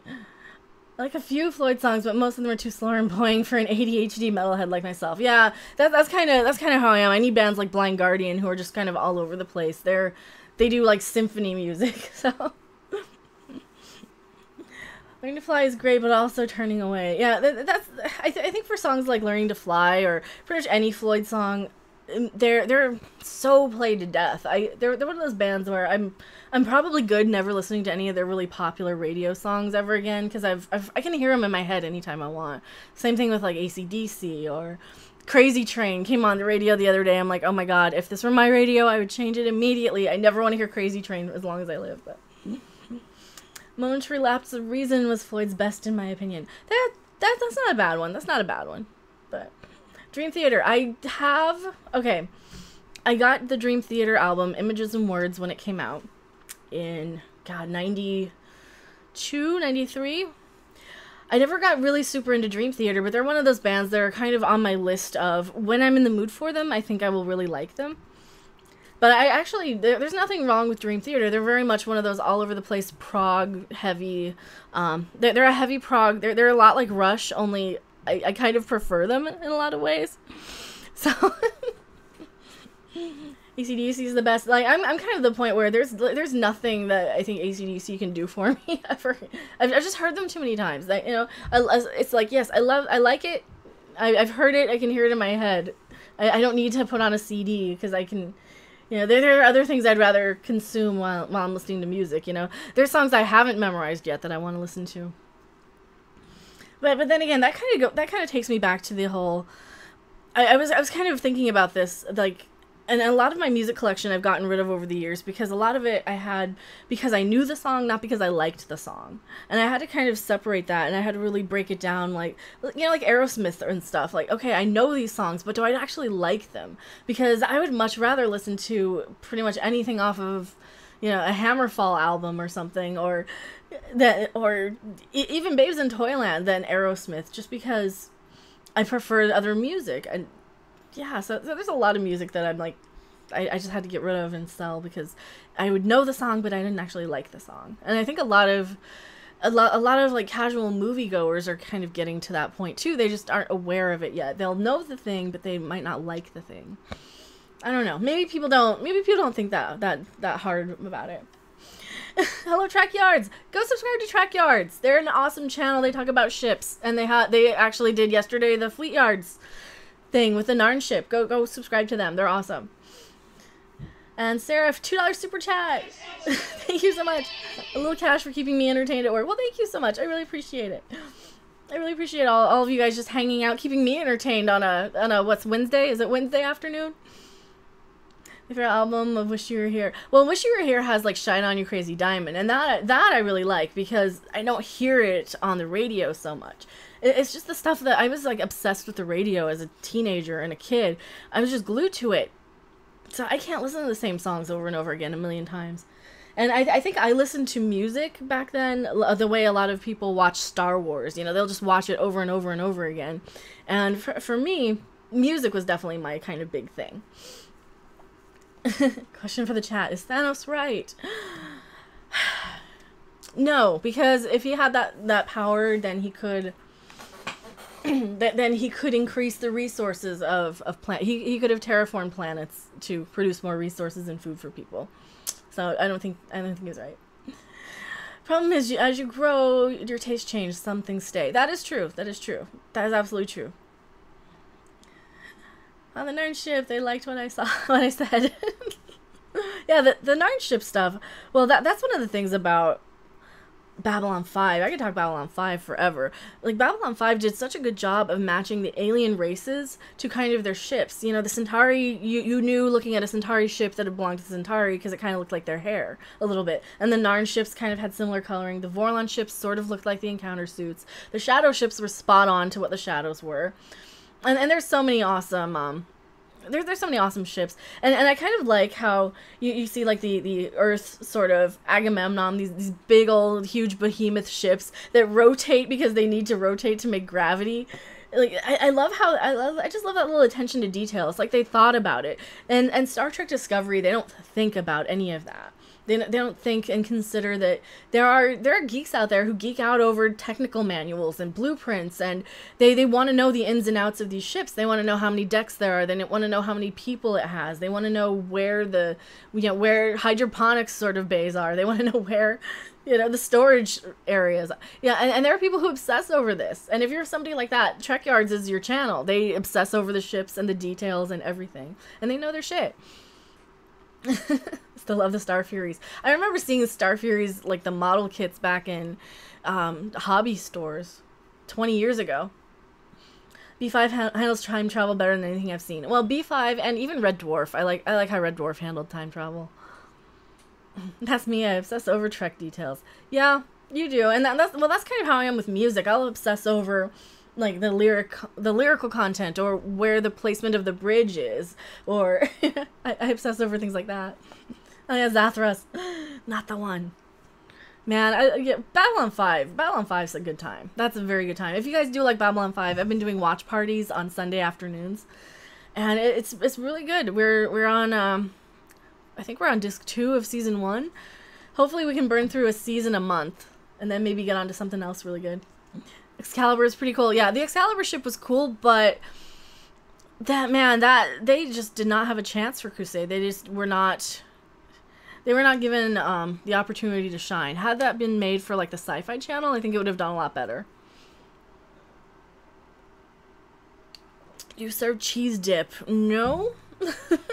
No. I don't. Is that a quote that I'm totally missing? That's probably a quote I'm totally missing. Red Dwarf, the ending of that backwards episode. Oh, with the cat. Yeah, don't. Oh Lord. Just the backwards episode in general. That's one of the better Red Dwarf episodes. Not that there are any bad Red Dwarf episodes, I don't think. Just recently went back and binge watched Babylon 5. Such a brilliant show. Hope they never try and reboot it. I will be pissed if they try and reboot it, to be honest. Like, no, because then they'll do it something stupid and they'll be like, oh, and now we need strong female characters. We had Ivanova. She's like she's the original badass. She is the strongest female character. There are no comparisons. All these new Mikey Spocks and Captain Americas and all these fake, stupid, strong female characters out there have nothing on Ivanova. Nothing. Like, they can't hold a candle to her. That's how you write a strong character. That's how you write a complex character. She's funny, she's intelligent, she's right. Sorry. That's a huge collection. I have, well, it's not that big. It just looks bigger, I think. I think it looks bigger than it is. Does this party have rum? Hey, if you brought it, definitely. Ivanova, she was extra, really strong. She ruled, absolutely. I really liked Eureka and Warehouse 13. Actually, I did too. I liked Eureka. I have Eureka. I have a couple of seasons. You can probably see it right there. I have a couple of seasons of Eureka. Stone Loki, 499 super chat. Thank you so much. Can't stay. I'll try and catch us later. Hope you're all good. And catch you all another time. But thank you so much, Stone Loki, and hello. Mary Ashmead says, I love Old Gorillas, the Black Keys, Arctic Monkeys, Muse, a lot of 60s rock too. Of course, Floyd, Hendrix, Floyd, Hendrix, Zeppelin, Rush, Clapton, all on my iPod. See, I never got into like a lot of the 2000s music. That's kind of where I tuned out. Any new band I listen to is just by chance. And I'll go through my phases of like, oh, I really love Blind Guardian and they're still making music, or I'll love, I love some bands that still make newer music, but I think Ghost probably is the only band that is actually current that I really, really love and I'm really really digging. But that's because there's so much like there's such a mix between like Typo Negative and 45 Grave and Rocky Erickson and Merciful Fate. So they're kind of a blend of a lot of bands I really love anyway. And a little Slayer. Steel Panther is the best. Hey, Steel Panther is kind of funny though. Steel Panther, they're not bad. They're not bad. They're kind of that hair metal sort of stuff that 8-year-old me would have loved, but 39-year-old me not so much. You mentioned Backwards. I think that was a top 5 Red Dwarf episode. Yeah, probably Backwards, Polymorph, Inquisitor, Quarantine is another good one, and probably the pilot, the first episode of Red Dwarf. Those are all really great. I love the Black Keys because they're bluesy. All right, I might have to check them out. The Delenn when she faced down the Earth ships in the Severed Dream. Yeah, there's always Captain Marvel. I don't know. Maybe Captain Marvel will be good. I don't know. Maybe it'll be good. Maybe she'll shut up about her politics and her male bashing crap. I don't know. Is that what she's doing? She's like SJW or something? I get so tired of like the whole SJW crowd because they're so hateful. They're kind of a hate group anymore. Like they're sort of thought patrol or thought police. You can't say anything. You can't do anything. You can't generalize for comedic effect without somebody jumping on your ass. And I was telling them to fuck off on my channel. I don't want to, yeah, they're self-righteous. They're hypocritical. They're very hypocritical in a lot of ways. You know, they're the ones who focus racially for every little thing, and then they complain that you're a racist when you say you don't like a character because they're badly written. It's like, you're the dummy who's bringing race into things where it doesn't belong. Red Dwarf Backwards Cat is in the bushes scene. Yeah, don't go to the bathroom if you're like in reverse. I remember that scene. I definitely remember that scene. It was cool. I actually got to see Danny John Jules in person on a panel in the UK at Comic-Con. The one time I went, it was really cool. He seemed really fun. There's so many of those actors that are awesome, though. And the future is female bullshit. Well, you know what? There won't be a future if they just get rid of all the men. They're gonna find that you're gonna have a whole planet full of women just bitching about how awesome or how bad men are and congratulating themselves on how amazing they are, and then it'll turn into like a Tom and Jerry dustball fight cloud thing where they just kind of are at each other's throat, and then that'll be how the world ends because they've gotten rid of all the men and they forgot that women, when a lot of women get in a room, sometimes they can't get shit done. I know I've been in crowds of women where I'm like, okay, you guys are just going to be here bitching and be catty and gossiping. I'm going to actually go get work done. So, and I don't know in general, but that's just been my experience with groups of women. And yeah, they're not going to have a planet if they think that they can do without men to procreate because they're stupid. Women, like, these anti-male women are just so stupid. You need both. One is not better than the other. I'm sorry.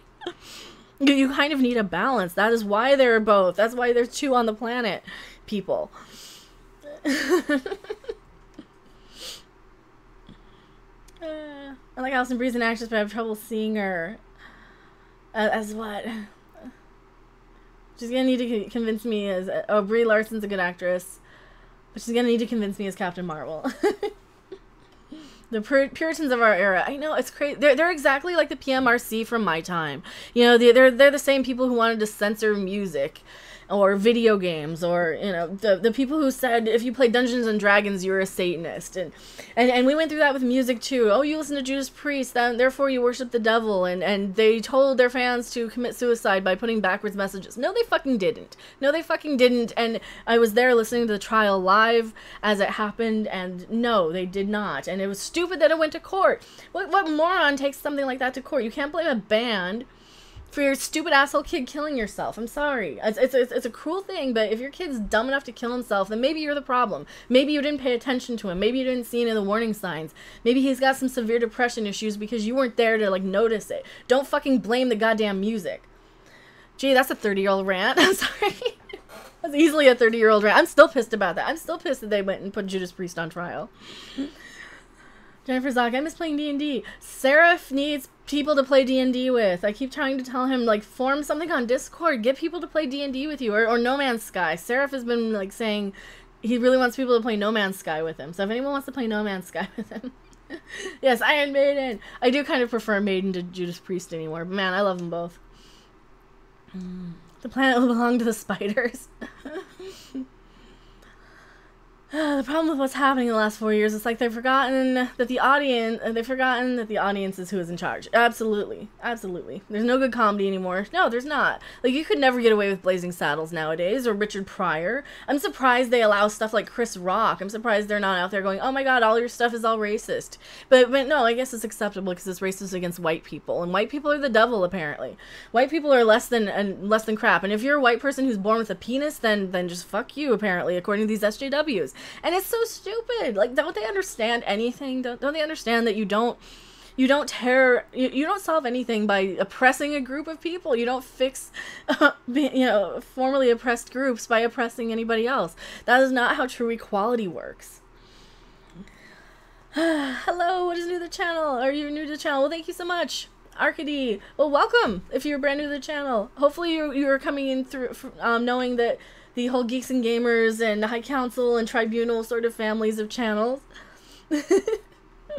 Rock is the devil's music. I like elevator music.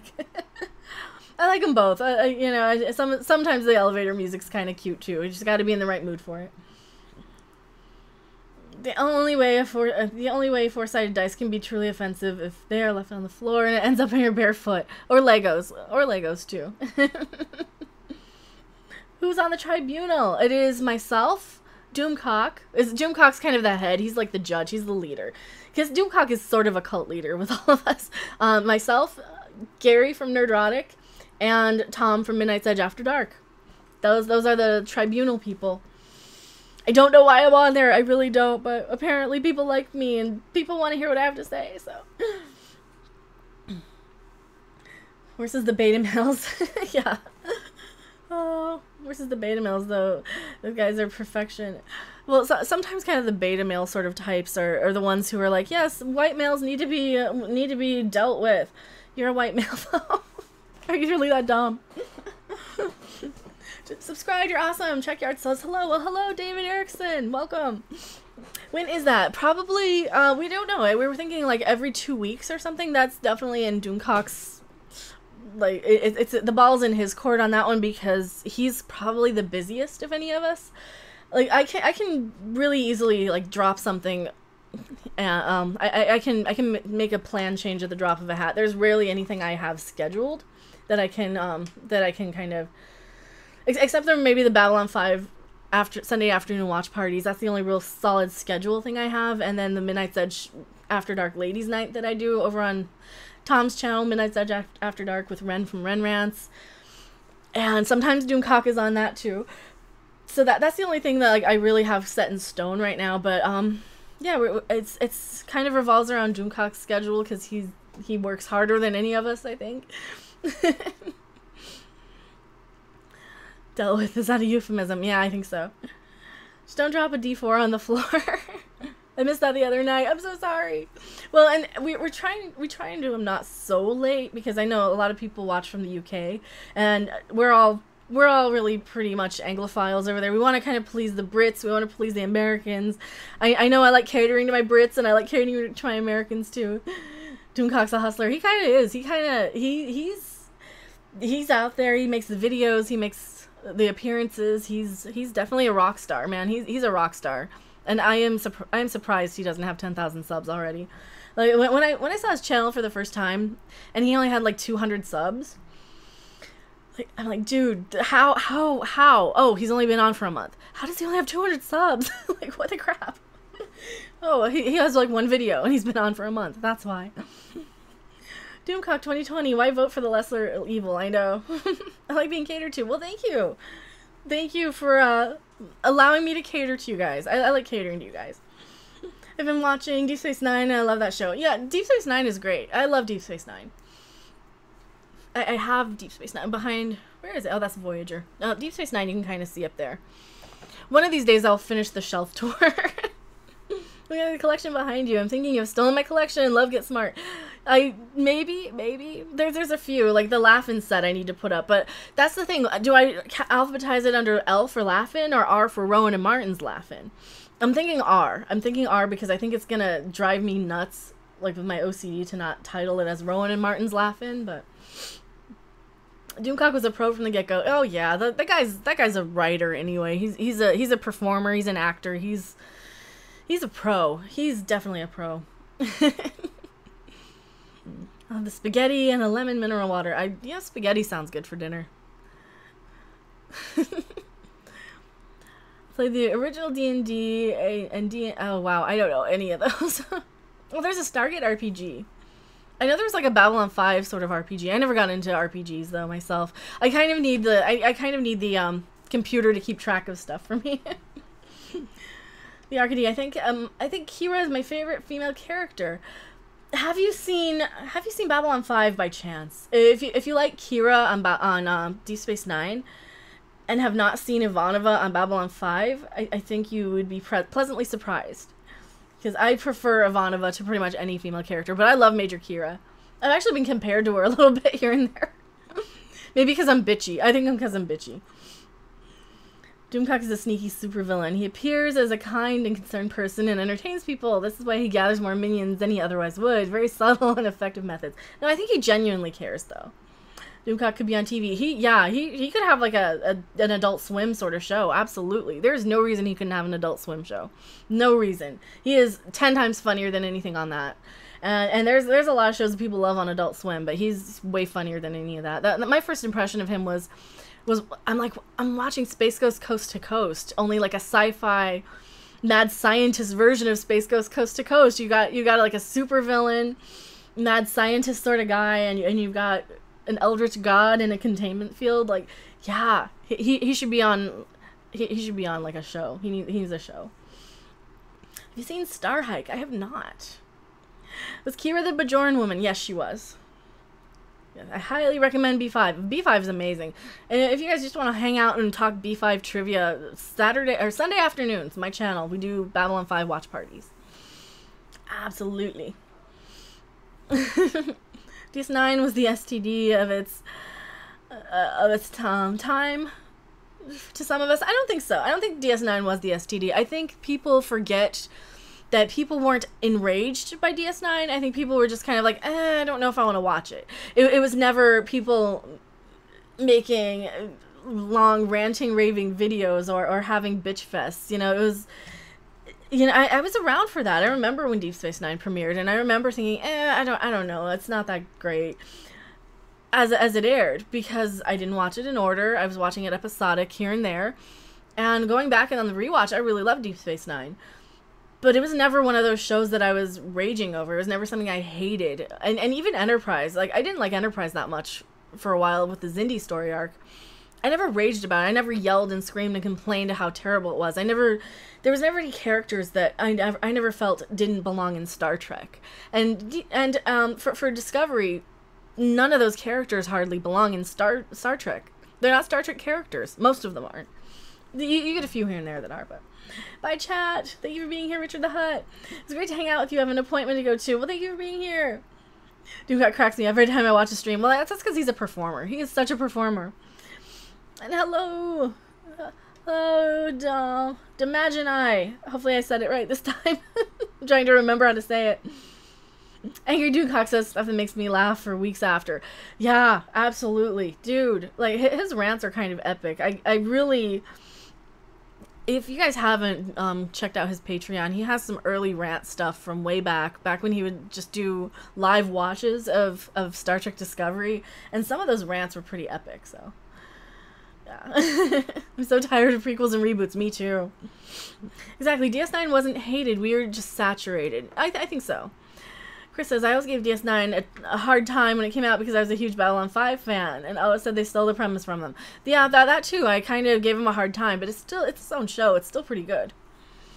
Like the 2003 versus 2008 Clone Wars argument, no one really hates either the way we hate The Last Jedi.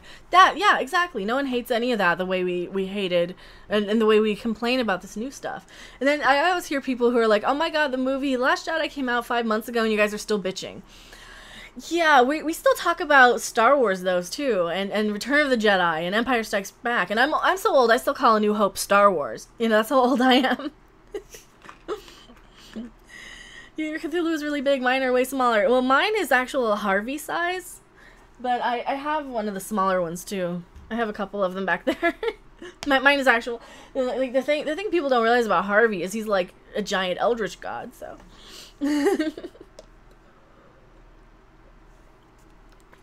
I'm talking, I have the fan blowing on me. I apologize, you guys. I love Sisko, he was a good captain. See, I like Sisko. I think I prefer Sisko to Kirk and Picard because they kind of cancel each other out. They're kind of so different on opposite sides of things. Picard is so diplomatic and Kirk is like this strategic sort of genius, you know, action captain. And Picard's like the intellectual diplomat. And Sisko is a great combination of both. And he punched Q, so I think I prefer Cisco. He has a way of expressing rage through his eyes, through his mannerisms, without raising his voice. And I think that is something that Kirk and Picard don't really have. Random says AT-AT instead of AT-AT. Yeah, I usually say AT-AT. I remember being AT-AT when I was a kid. I'm old. I'm an old person. Yeah, Cisco is so cool. He punched Q. And the Pale Moonlight was Cisco's best performance. There's so many good Cisco performances. What cracked me up is when he said it wrong around in bed with Harvey Cthulhu. Well, that's Doomcock. He's such a perv, too. That's why we love him. He's so cool. He's total...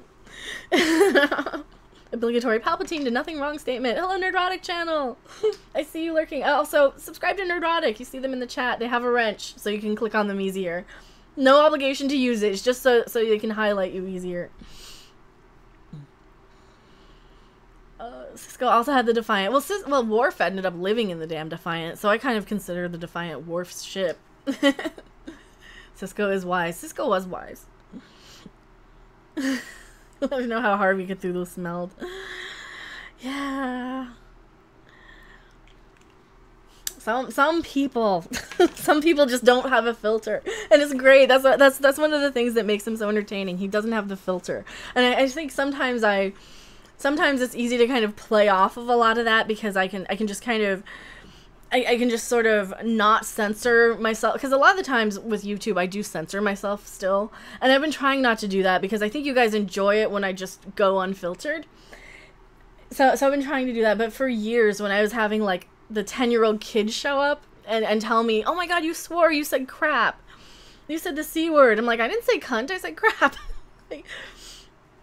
And it was like so disheartening. So a lot of the time I would just stutter and really choose my words carefully, and I don't like doing that. I want to just kind of rant and rave like a lunatic. And one of the great things about playing off of Doomcock or Tom or Gary is like I can just jump in with something, and I really don't have to censor myself on those sort of streams. I like that. That's very, very fun. Lurking and working. Well, hello. We can't forget the contribution of Ducat and Garrick. Oh, Garrick is one of my favorite characters of all time. Yeah, that's the fun of it. Anthony Rapp is a nice guy. I don't know. He might be. I mean, he might be. He seems all right. I've seen him a few times here and there on Twitter. I've had a few Twitter interactions. He seems okay. I'm sure he gets a lot of crap for Discovery because Discovery is so badly written, and he didn't write the show. He has nothing to do with how it's written, and his character is actually one of the better ones on the show, so I don't know. I'm sure he's fine. Just I think he gets into it with a few of us. That reminds me, I sent you a funny advert on Twitter. Well, I will look at it probably later. As soon as I get off of here, I will probably grab lunch. Oh no, it's only 3:30. Here I'm thinking it's like way later than it is. Hello, Word Explorer. Wilson Cruz is a nice guy. I don't know Wilson Cruz. I remember him being on My So-Called Life, and I remember being like super excited that they were gonna have a gay couple on Star Trek because I thought that they could do some interesting things with it until it became kind of an ensemble cast and kill off the token gay character. Then that really kind of bothered me. World Explorer. I am a mechanical synthetic life form. Do I even poop? Just keep Mecha off of safe mode. Yeah, my safe mode is me stuttering and stammering like an idiot. I'm lurking and picking up from my son from school now. Don't get into an accident. Absolutely. Hello, DA Gaming. Hello, Pete Owen. Does it ever stink? I don't know. Does anybody's own stuff smell bad? Is the question. I don't know. I imagine as well or as bad as anybody's. That's kind of a silly question. The road's flooded, so I'm stuck at work. Oh no, that sucks. That kind of sounds like when I live in Vegas and just the roads would flood constantly because we get monsoon season. Only the kind of city planners didn't really think of that. Didn't realize that, yeah, Vegas rains sometimes. What the hell I stumbled onto here? I don't know what's going on. Sometimes we get people who say kind of some funny things, but yes, it smells like old comic books. Time moves faster ever since they legalized marijuana here. See, that's the thing I need to just move somewhere where they legalized it, because Wisconsin is nothing. Nothing's legal here. It's boring. People drink here. Like, dude, booze, really? That's so 1998 or 1988. Bye everyone, much love. Thank you for being here, Lord Blue Eyes Frankie G. Also, if you guys do want to check out an awesome YouTuber, Lord Blue Eyes Frankie G. He has all the blue hearts in the chat. Go click on him. He's a YouTube gaming streamer and a great friend of the channel. Absolutely check him out. Yes, booze and cheese. Wisconsin is the land of beer and cheese, but mostly beer. Sadly. It was so funny because I was talking about going to the Mars Cheese Castle to, like, I think a cashier at a grocery store or something. And I went to the Mars Cheese Castle for my birthday, and she's like, oh my god, I love going there now that I can drink, now that I'm 21. And I'm like, what? Apparently, I guess they have a bar there, and I guess that's what you do. You don't just go in and you go and buy their fancy cheeses. And they have, like, really good fudge, too. They have, like, a raspberry chocolate fudge that is just to die for. And they have a good mint chocolate fudge, too. And sometimes they'll have, like, buy one, get one free. If you get, like, the little boxes of it. I'm gonna start sneezing. I'm so sorry. I have the fan on me, so it's kind of blowing dust at my nose. Who started school? Nobody. I think 90% of the people in this chat are 40 years old. So who's looking for an STD coming back? No one. I thought you lived in Vegas for a moment. I did for about a decade. I lived there for about a decade until a few years ago. Where are you hell from? In the South Central. I'm close to the lake. I'm a lot closer to the lake. Cheese and wine. I'm kind of, and without giving away specifically, I'm kind of close to the lake in that area. The internet is not legal. Everything is in Al Gore's lockbox. Not into drugs. The feeling when I cook and produce a really fantastic meal is all the high I need. Oh yeah, good food too. I'm definitely I can eat. You guys can tell I can eat. I like food. I'm 23. I'm the youngest person here. Maybe. If you don't like drinking, don't ever come to Ireland. It's not that I don't like drinking. It's not that I don't like it at all. It's that I like it a little too much sometimes. And for things that are very addictive, it's kind of like I have to really, really check and not get into habits of things. But for something like edibles or something like that would be like the habit thing I could do and probably be fine with doing if I lived somewhere where it was legal. So yes, likely I am over 9,000. 40 going on 1,024. My socks are older than 23. No, I think we have my demographics like 98% male, and from like recent subs, so it's 98% male between the ages of like 25 and most of them are kind of in that like 35-year-old demographic ish. But there's some on like the 20s side, and then there's some on like the 50s to 60s side, which is cool because I can talk to you guys about stuff from like any of those sort of time frames. It's just like the stuff I don't really know about is when, you know, like when the gaming crowd kind of comes in and wants to talk about memes or YouTubers I have no idea who you guys are talking about, you know, like the game YouTubers or like the meme YouTubers. Like I don't know any of that stuff. I'm 33. Awesome.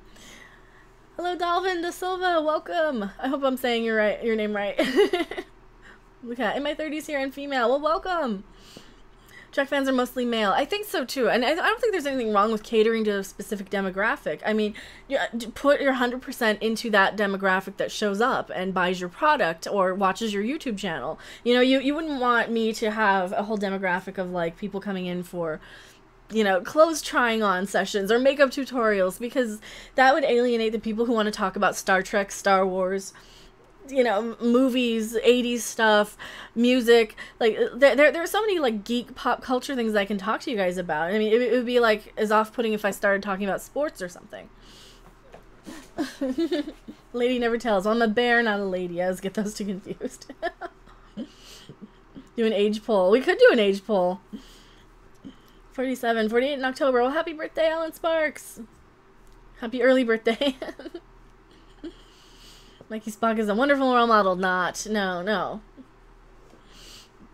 You guys are talking about crazy Mormons. For me, I mostly play old style games. Me too. Me too. I like a lot of the old retro games.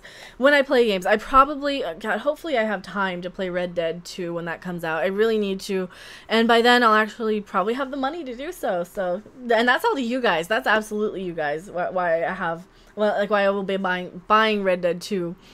Hopefully I can actually take some time to play it. I don't know if I'll just stream it over on Twitch or something, but yay, age poll. I mean, I guess, what type of age poll do we want to do?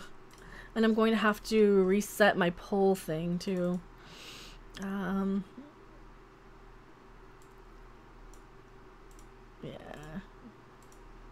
Refresh that. Let me set up a poll. Let me see if I can do that. What age group are we on?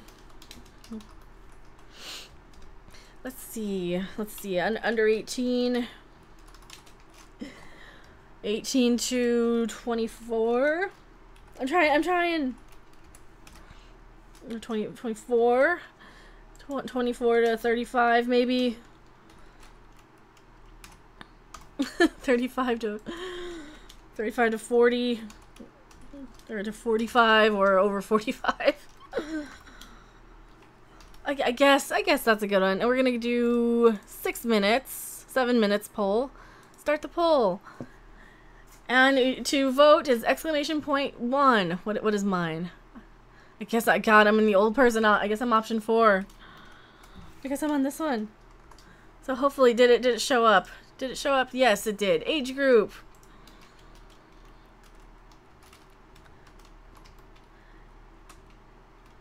I am option 4. That is me. That is me. I'm an old person. I'm an old person. I'm a very old person. Thanks. I hope I get in. So I'm just kind of curious. So we know who we're kind of catering to. Over 45, I'm over. No, that's just because I don't have room for like specific ages after that. I can only do maybe 4 or 5 options on my screen before that you guys can see. But yeah, I'm like, God, this is a little humbling for me. It is definitely telling that there's not a lot of people under 18, which is a good thing, because I don't think I can relate a lot to the under 13. So if you guys do want to vote, it's !vote space and then the number. So like Alan Sparks has it, and Jim J has it, and Holson85 has it. You guys all have it correct. I'm tempted to plead the exclamation point, vote 5th.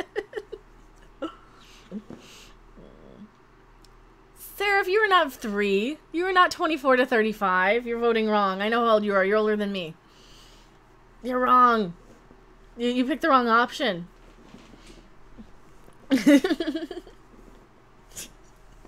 So Sarah skewed the results. You know, a room full of old farts. Well, myself included. And you know, that's fine. Like this is why we want to cater to this sort of demographic of people who can talk pop culture, because this kind of proves my point. They don't even do this shit on Star Wars. They're like, oh, who are our fan base? Everybody. So we got to make them appeal to absolutely everybody. No, your fan base for Star Wars are people. Yeah, you will have new fans trickle in, but you really have to cater to those people in your core demographic. And I'm an aging dork, 33. Hey, there's nothing wrong with being an aging dork. We're all aging. Age of turning, also carbon dated. Yeah, I think Sarah had already got your vote wrong, but that's okay. I'll just say, born in 82 here. There's nothing wrong with that. I'm as old as duty now for the future. That's why we can talk about most anything. Yeah, because we all kind of grew up with the same stuff.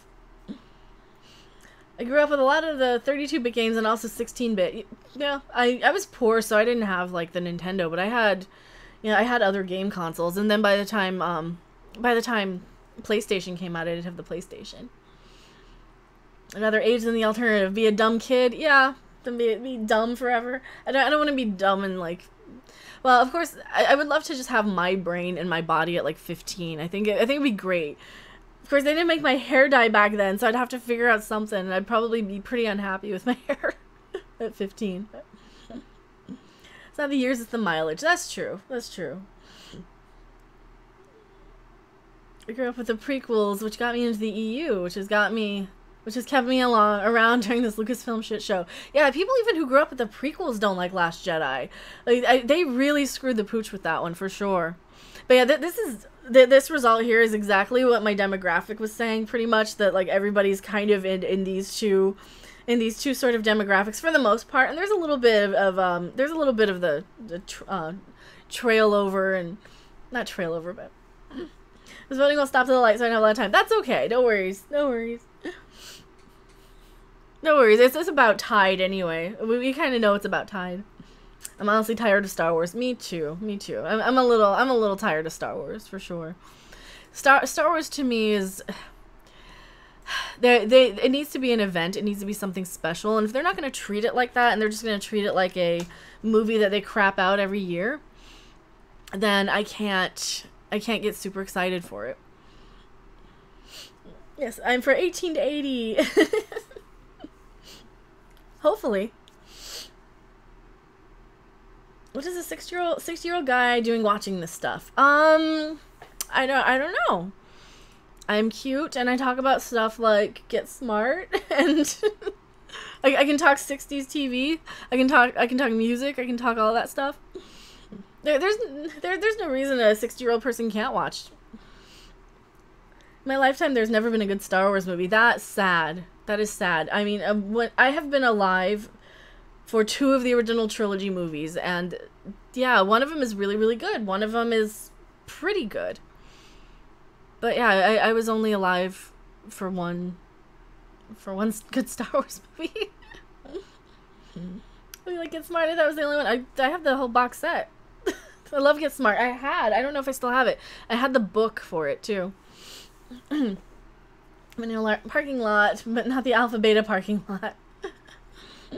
Voltron Season 7 has been my last Jedi rant obsession for me lately. Season 7 of VLD was not good. Are there seven seasons of Voltron? I've never gotten into Voltron. There's no age limit on watching robots. Yeah, I know. It's so funny that people always say, oh, you look like you're 27. I'm like, well, that's because I'm probably a robot. I don't think I age very much. The bad Star Wars stuff is a recent phenomenon. Yeah, that's true. Thank you. I was just checking. Oh, yeah, there's no reason why people in their 60s can't watch. I mean, I talk about laughing, for crying out loud. That's something that's a good decade before I was born. I talk about Woodstock. I talk about Monterey Pop. I'm kind of an old school music geek, you know? I can tell you why Rod Argent from the Zombies is one of the greatest keyboard players of all time. You know? Video games, we had Dirt and a Stick. I know. Well, for me, when I was a kid, we had a dot that went across the screen and hit bars, and it ping ponged back, and that was a video game when I was a kid. Age is only a number. Still dealing with the thought of an entire planet of immortals. That wouldn't be such a bad idea. I wouldn't mind that. Do you kids ever what? I know old shows because I grew up without cable. I know old shows because I grew up with cable. That was back when, and without. I mean, they would play stuff like I Dream of Jeannie and Bewitched and Get Smart and Dick Van Dyke and Mary Tyler Moore. All of those 60s shows I grew up watching. 60s and 70s. Poll closed. Most votes for 24 to 35 demographic. That's cool. And it's dead second for 35 to 45 demographic too. It looks like it's pretty much a tie though. Do you kids even know what outside looks like? No, a lot of kids don't go outside at all. I've been alive through the best era for sci-fi. Well, and there's so many good like 50s sci-fi sort of stuff. That 50s aesthetic. I think that's one of the appeals of people like Doomcock, because he has that sort of 60s sci-fi aesthetic. Did you ever see the BB show Tripods? No, I did not. I did not see Tripods. Yes, no, I don't think so. Outside is a scary, bright place. Well, outside is not your safe spot, you know. Parents don't let their kids outside because, you know, they might get abducted while the parents are on their phone texting. So the parents have their phone, and then the kids have their phone. I love outside. Sometimes you find money on the sidewalk. That is true. Sometimes you find money. Like, I would find money all the time in Vegas. I found a $100 chip once on the ground in Vegas. I found like $20 bills. I found all kinds of stuff. Walking around through Vegas is kind of like putting on a live stream. You never know what you're gonna get as far as like a tip or a finding money on the ground sort of thing. Okay, I'll send you a trailer on Twitter. I remember the Triffids. Oh, what was it? Night of the Triffids? Day of the Triffids? That one I barely remember. Barely remember that one. What's it outside? I hear that joke too often now. Me too. Pong rules. I like Pong. What's wrong with that? I had a Sears Pong machine for a while. I was collecting classic vintage game systems for a while. And I ended up getting every Virtual Boy game ever made for the American and a few of the Japanese games too. So I had Jack Brothers. I had I had Waterworld. I had every game made for Virtual Boy because I got them all when they went clearance in like 96, 97. Because that system flopped really, really hardcore. And back then you could get like games on clearance at Toys R Us pretty quickly. They were the killer plants that could walk. Oh my god, that's true. That is true. Oh, awesome! All of Tripods is on YouTube for free. That I like it when they find that. I like it when you find that. Does anyone get the naughty thought of sitting on a bench and seeing how many phone zombies you can trip? Yeah, I've thought about doing that for sure. Absolutely. Well, there's a reason why I don't, like, I just got a cell phone 2 weeks ago. You know, I don't think I never thought I would use it that much, but apparently I'm using it quite a bit. Oh no, we're going up against Ethan. Oh no. I'm going up against Ethan. I didn't mean to go up against Ethan. I'm so sorry.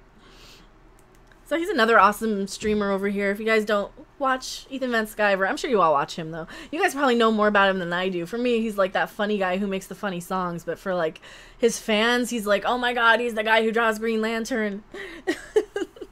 You're doing voice text, oh no. I found how terrible I was at those games. I'm really terrible at a lot of those. Derek McManus, I lost 25 pounds the other day. But it goes around, comes around. It all balances out in the end. Oh god, yeah. I was at a concert one time and I lost like $60 out of my pocket or something. Or no, I think I had money in my shoe for some reason, and I lost all that money. I was so sad about it. Okay, I'm back. Welcome back, Matthew Man. Making another EVS meme. EVS is the guy who loves pie. Yeah, he's that guy who plays that song about butter, and he likes pie. I don't know. Oh, and he streamed from a Frankie Valli show. Is that something you guys want me to do when I'm at that Ghost concert? You want me to like live stream a little bit from there? I probably can't stream from like the concert part, but I can probably do it from like inside or from standing outside waiting to go in. I could probably do a little bit of that. Now that I have the phone thing, which it's a cheapo, but it's all right. It's not terrible. Also, yeah, my lock screen is a Vorlon. Of course, why not? Because I'm a Babylon 5 nerd. I'm dumb. Speaking of pie, you should watch Supernatural. I don't want to watch Supernatural. No, I don't want to watch. I watched a couple of episodes of that, and I was really disappointed that it was a scripted TV series and not people chasing ghosts in dark, spooky buildings. Getting, like, pissing themselves, being scared, going, dude, run! No, I don't think I'll watch Supernatural. Yeah, watch out for the fandom. Yeah, I'm not gonna watch Supernatural. I don't want to deal with the fandom. Even though Amanda Tapping does direct some episodes, I think. I don't want to deal with like any sort of fandom shows, especially a fandom that I'm not part of. Because to me, the Supernatural crowd seem to be like the like 22-year-old sort of Hot Topic sort of people. Babylon 5 was superb. I know. Love to Elite's one old school computer like a Commodore 64. They're pricey now on eBay. They are. Oh yeah. Well, I mean, check thrift stores. Check secondhand stores. Check charity shops. Check Craigslist, car sales, stuff like that. It's a good show. They're on their 14th season. Yeah, I'm not gonna get into a show that's 14 seasons. I will not. And also, yeah, I don't think it's for me. I watched a few episodes and I just didn't like it. I did hear Yokosh Blasters is coming Friday. I'm not fucking playing that game. God damn it, I'm not playing that game. And here's my anxiety. Shot through the roof. Take a shot. Oh, Lord. Yes, do it. I don't want to. the last thing I want to do right now. Yes, indeed, thrift stores, absolutely. Huge age range. Boomers even watch it. Yeah, I know. It doesn't look good. It doesn't look very good. I don't know. What's it about? It looked like not a ghost show where they're kind of going around in spooky buildings, which is the kind of ghost show I like. But Charmed's one of my guilty pleasures. I didn't watch Charmed. I never watched Charmed. We're up to season 8, and Supernatural I haven't bothered to continue. Don't like the new Charmed. Did they make a new Charmed? Once Upon a Time, never watched those. Never watched it. I don't like network TV anymore. I don't like modern TV. There's a lot of modern TV that like, oh god, it's so CG, it's so lame. But no, I didn't watch Grimm because I don't like fairy tales, and I don't like network TV. I think. Guess I'll have to ask Doomcock to reprogram her to play. Play what? It's impossible you cannot be dumb if you like B5. I know. Maybe because I'm too smart. I don't know. Maybe I'm too smart. No, they're rebooting Charmed with a diverse cast. Ugh. Why? What? Stop rebooting things. We already have Charmed. I didn't want to watch it then. I don't want to watch it now. Everyone tries to shove movies or TV shows at me. I know.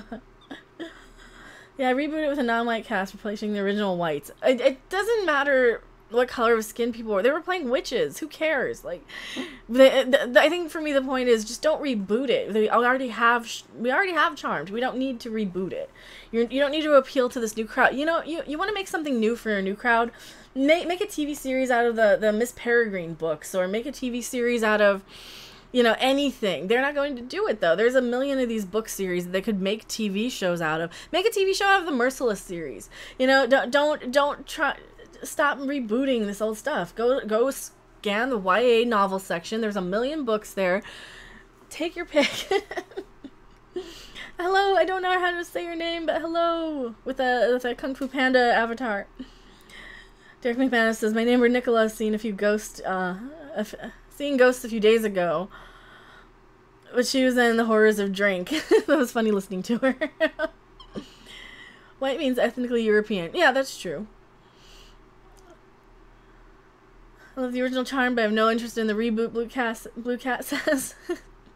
They already did a newer version on Lifetime, and it wasn't that great.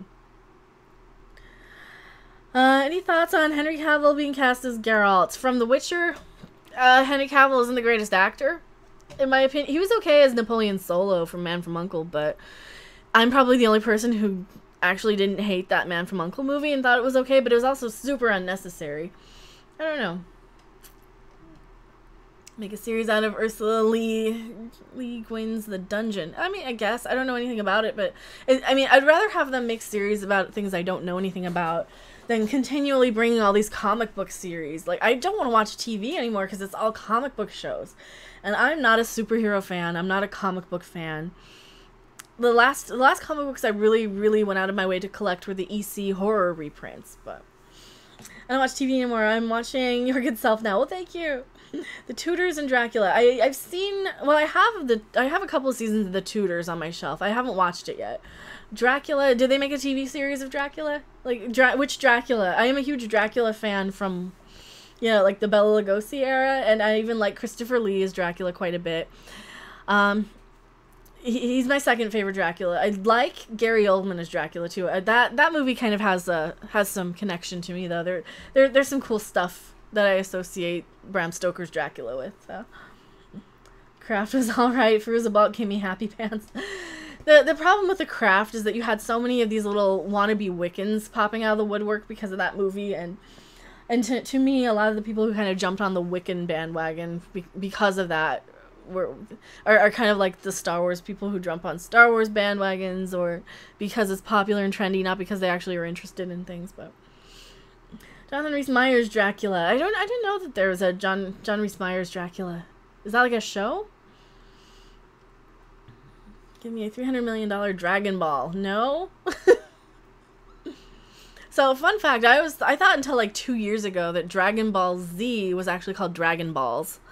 Because of the 90s, everything was spelled stupid like that. You had stuff that had like the Z at the end for the S, or X for extreme, Instead of spelling out the word, it would be the letter X. So I kind of always thought Dragon Balls was, and I still say it sometimes, I always thought it was Dragon Balls instead of Dragon Ball Z.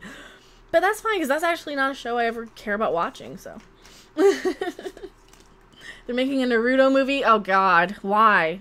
I mean, I guess it has this fan base, but seriously, you don't have like 20 million episodes of that to go around? John Rhys Meyers played King Henry in The Tudors. Okay, I need to watch that, I think, at some point. It looked interesting enough. I have a couple of seasons on DVD. I paid like $1 for it at a garage sale. Metal Gear Solid's also being made into a movie. Don't. Stop making video game movies. Just stop. No one wants them. They're never good. The only one that would be good is the one they'll never make, which is the Nathan Drake movie. Like, they're not going to make an Uncharted movie with Nathan Fillion as Nathan Drake and Emily Rose, she played Audrey on some other show. Emily Rose as the sidekick chick, and Claudia Black. You need those three people playing the people that they, playing the people in the game. Even though Nathan Fillion doesn't voice act the guy, but you need the two women voice actors. Pokemon, Digimon, Yu-Gi-Oh! I hate anime. I hate anime. Not an anime person. Not an anime person. And I fucking hate Pokemon. I fucking hate Pokemon with a passion. I fucking hate Pokemon. That's a trigger right there. I fucking hate Pokemon. Street Fighter, the movie was so bad it was good. It seemed good. It seemed good. And here's why I like lose viewers and lose subscribers. You hate Pokemon. Yeah.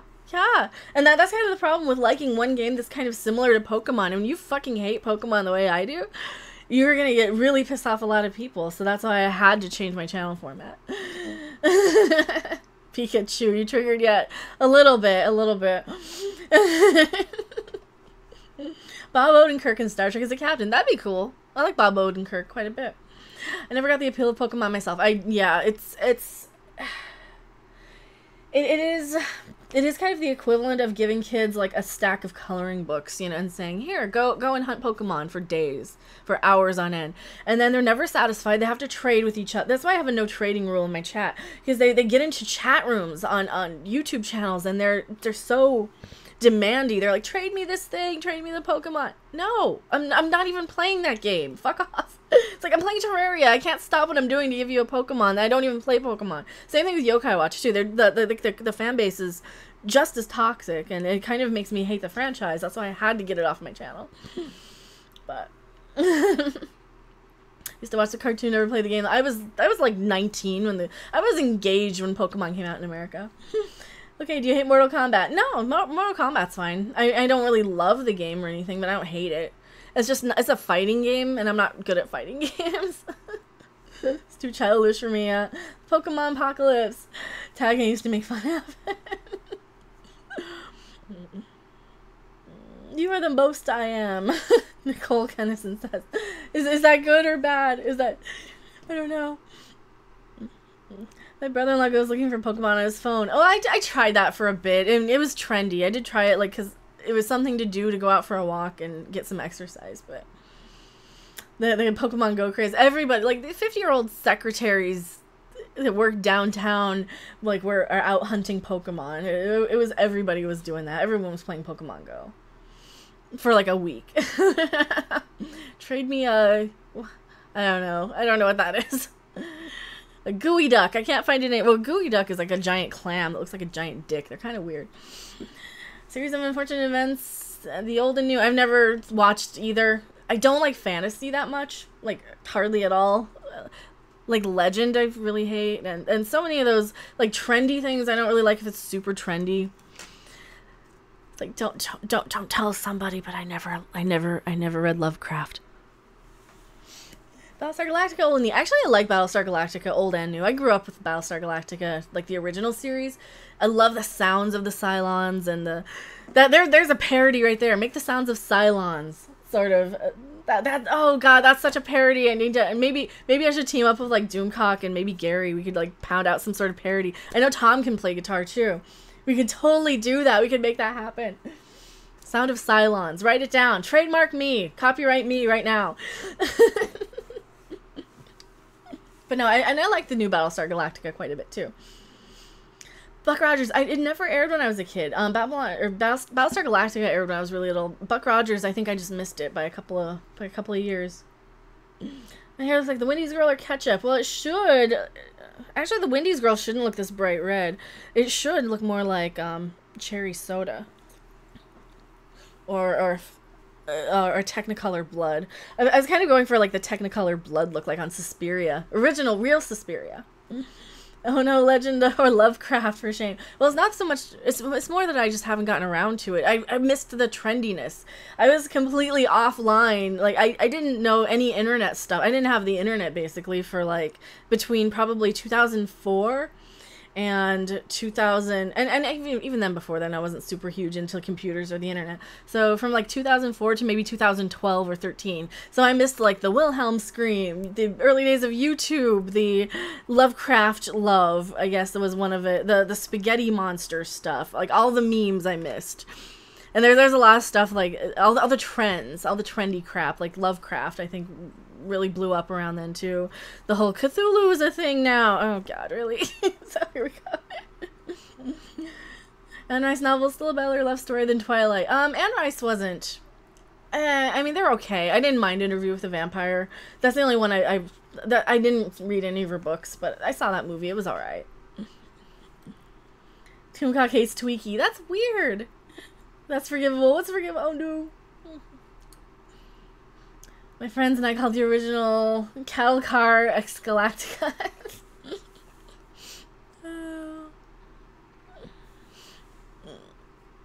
Already done, I think. Sounds of Cylon parody. I'll check. Yeah, I can't have been the first person to, I can't be the first person. Vampire Academy novels? Nah, I didn't get into that. And any of like any of like the teeny bopper vampire ones I don't read. But I'm a pretty huge fan of Daniel Vega or Daniel Rollins stuff, so I still need to. I bought this the day it came out. I haven't read it all the way. I've been reading this one, the Merciless series. I really like all of her books. Survive the Night, all the Merciless, but these are more like The Exorcist meets Mean Girls. So I don't know. I like kind of the demon possession stuff. I really like the Omen sort of movies as a kid. I know, I'm weird. I liked all the Satan stuff. That's why I like the Satan bands too, I think. Love the reboot, but only got into it after watching Caprica. I like that. I like Caprica a little bit. I enjoyed Disenchantment. I watched like the first couple of episodes of Disenchantment. I am enjoying a lot of the joke style. I'm enjoying a lot of the comedy premise and setup and punchline stuff. Characters don't really care about. They're not super interesting to me. But I'm enjoying, like, well, anything with Rich Fulcher from Mighty Boosh. He was Bob Fossil in Mighty Boosh. Anything with Rich Fulcher, I'm really enjoying. And he does a lot of the voices here and there, like the background voices, and he does producing, and he probably punches up lines here and there. He's hilarious, so I like him. I'm Elfo. Read some of L. Jane Smith's series, like Night World and Forbidden Game. I've never seen those. Yeah, no teeny bopper vampire crap. Yeah, I didn't really get into those. That's my natural hair color. It's kind of brown. Actually, I think I have a captain's chair picture somewhere. It's kind of brown. Like, there's like a dark brown. Get holy water added to the checklist if tribunal visits. I don't think holy water would work on me. I'd look at it and be like, that's cute, holy water. Cute. They do get more interesting as the show progresses. Okay. Yeah, I don't know. I'm not, like, super in love with the characters. It's very much like a Futurama thing. Let's go to work. I must go. My work needs me. Well, hello, or welcome and bye, Herpicus McDurpington. Being Human. I liked the British version of Being Human quite a bit until they changed all of the cast. Until, like, everybody left. And then I kind of lost interest in it. But, yeah, the original 3 were great. And then, like, the North American version that they remade, I thought that the girl playing the ghost was just kind of a bitch.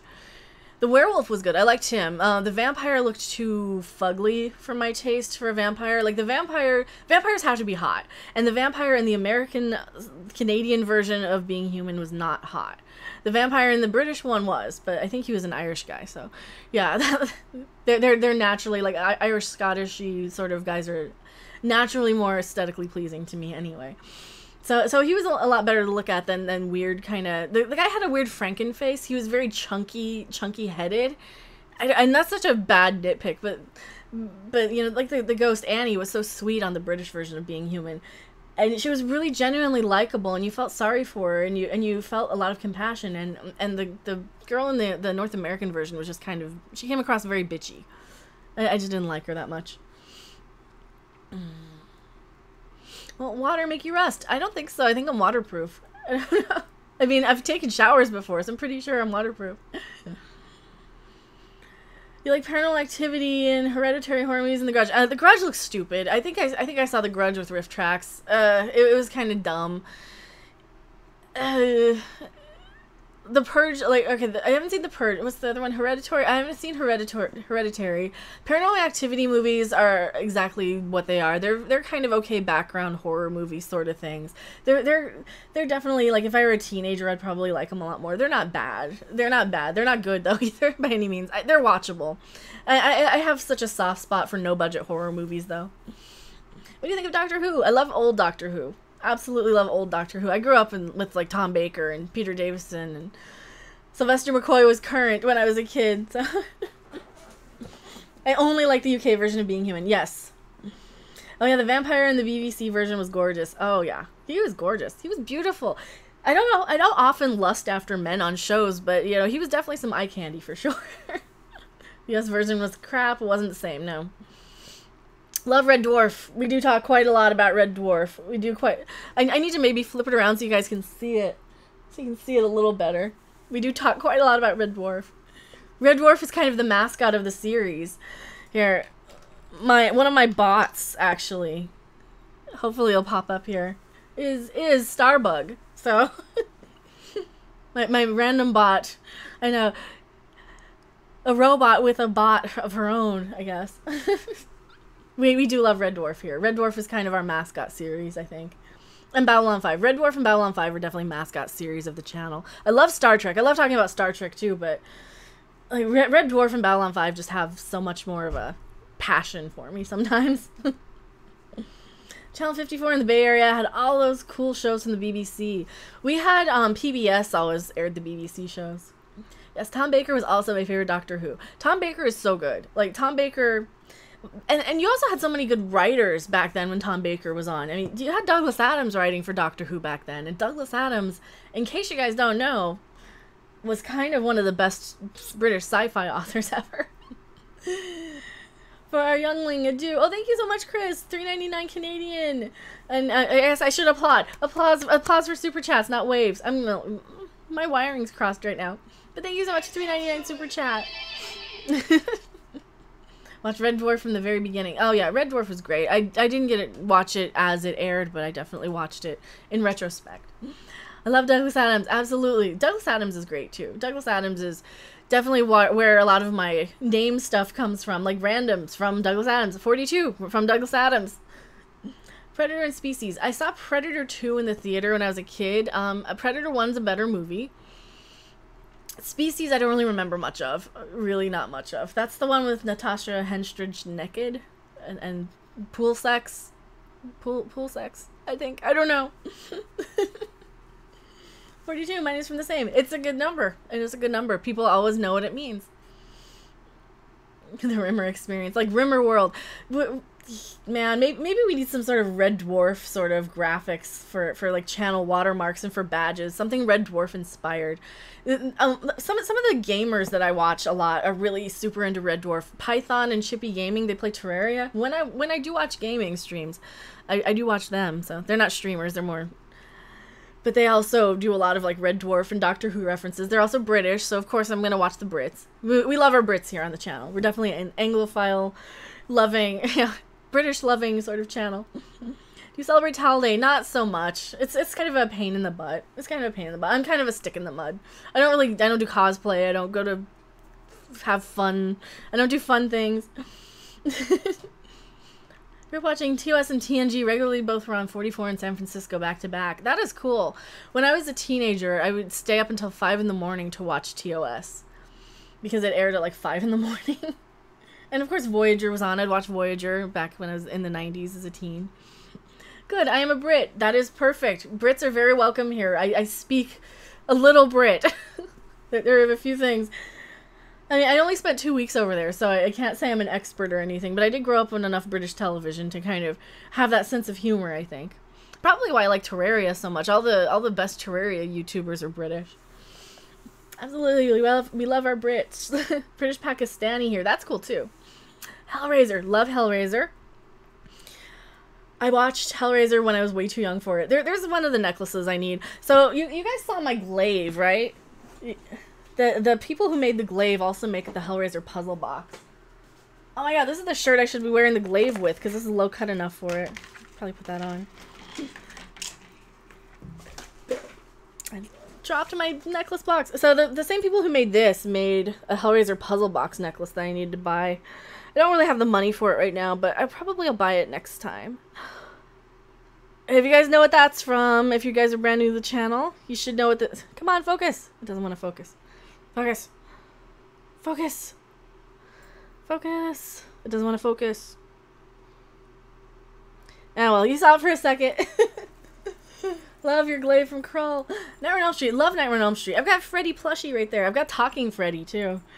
I have the Talking Freddy. I have all the stuffs. First two Hellraisers were disgusting and cool. I saw Hellraiser like 1 and 2 when I was like 12, so maybe 11. I was way too young. I was way too young watching Hellraiser. Alright. Off of my...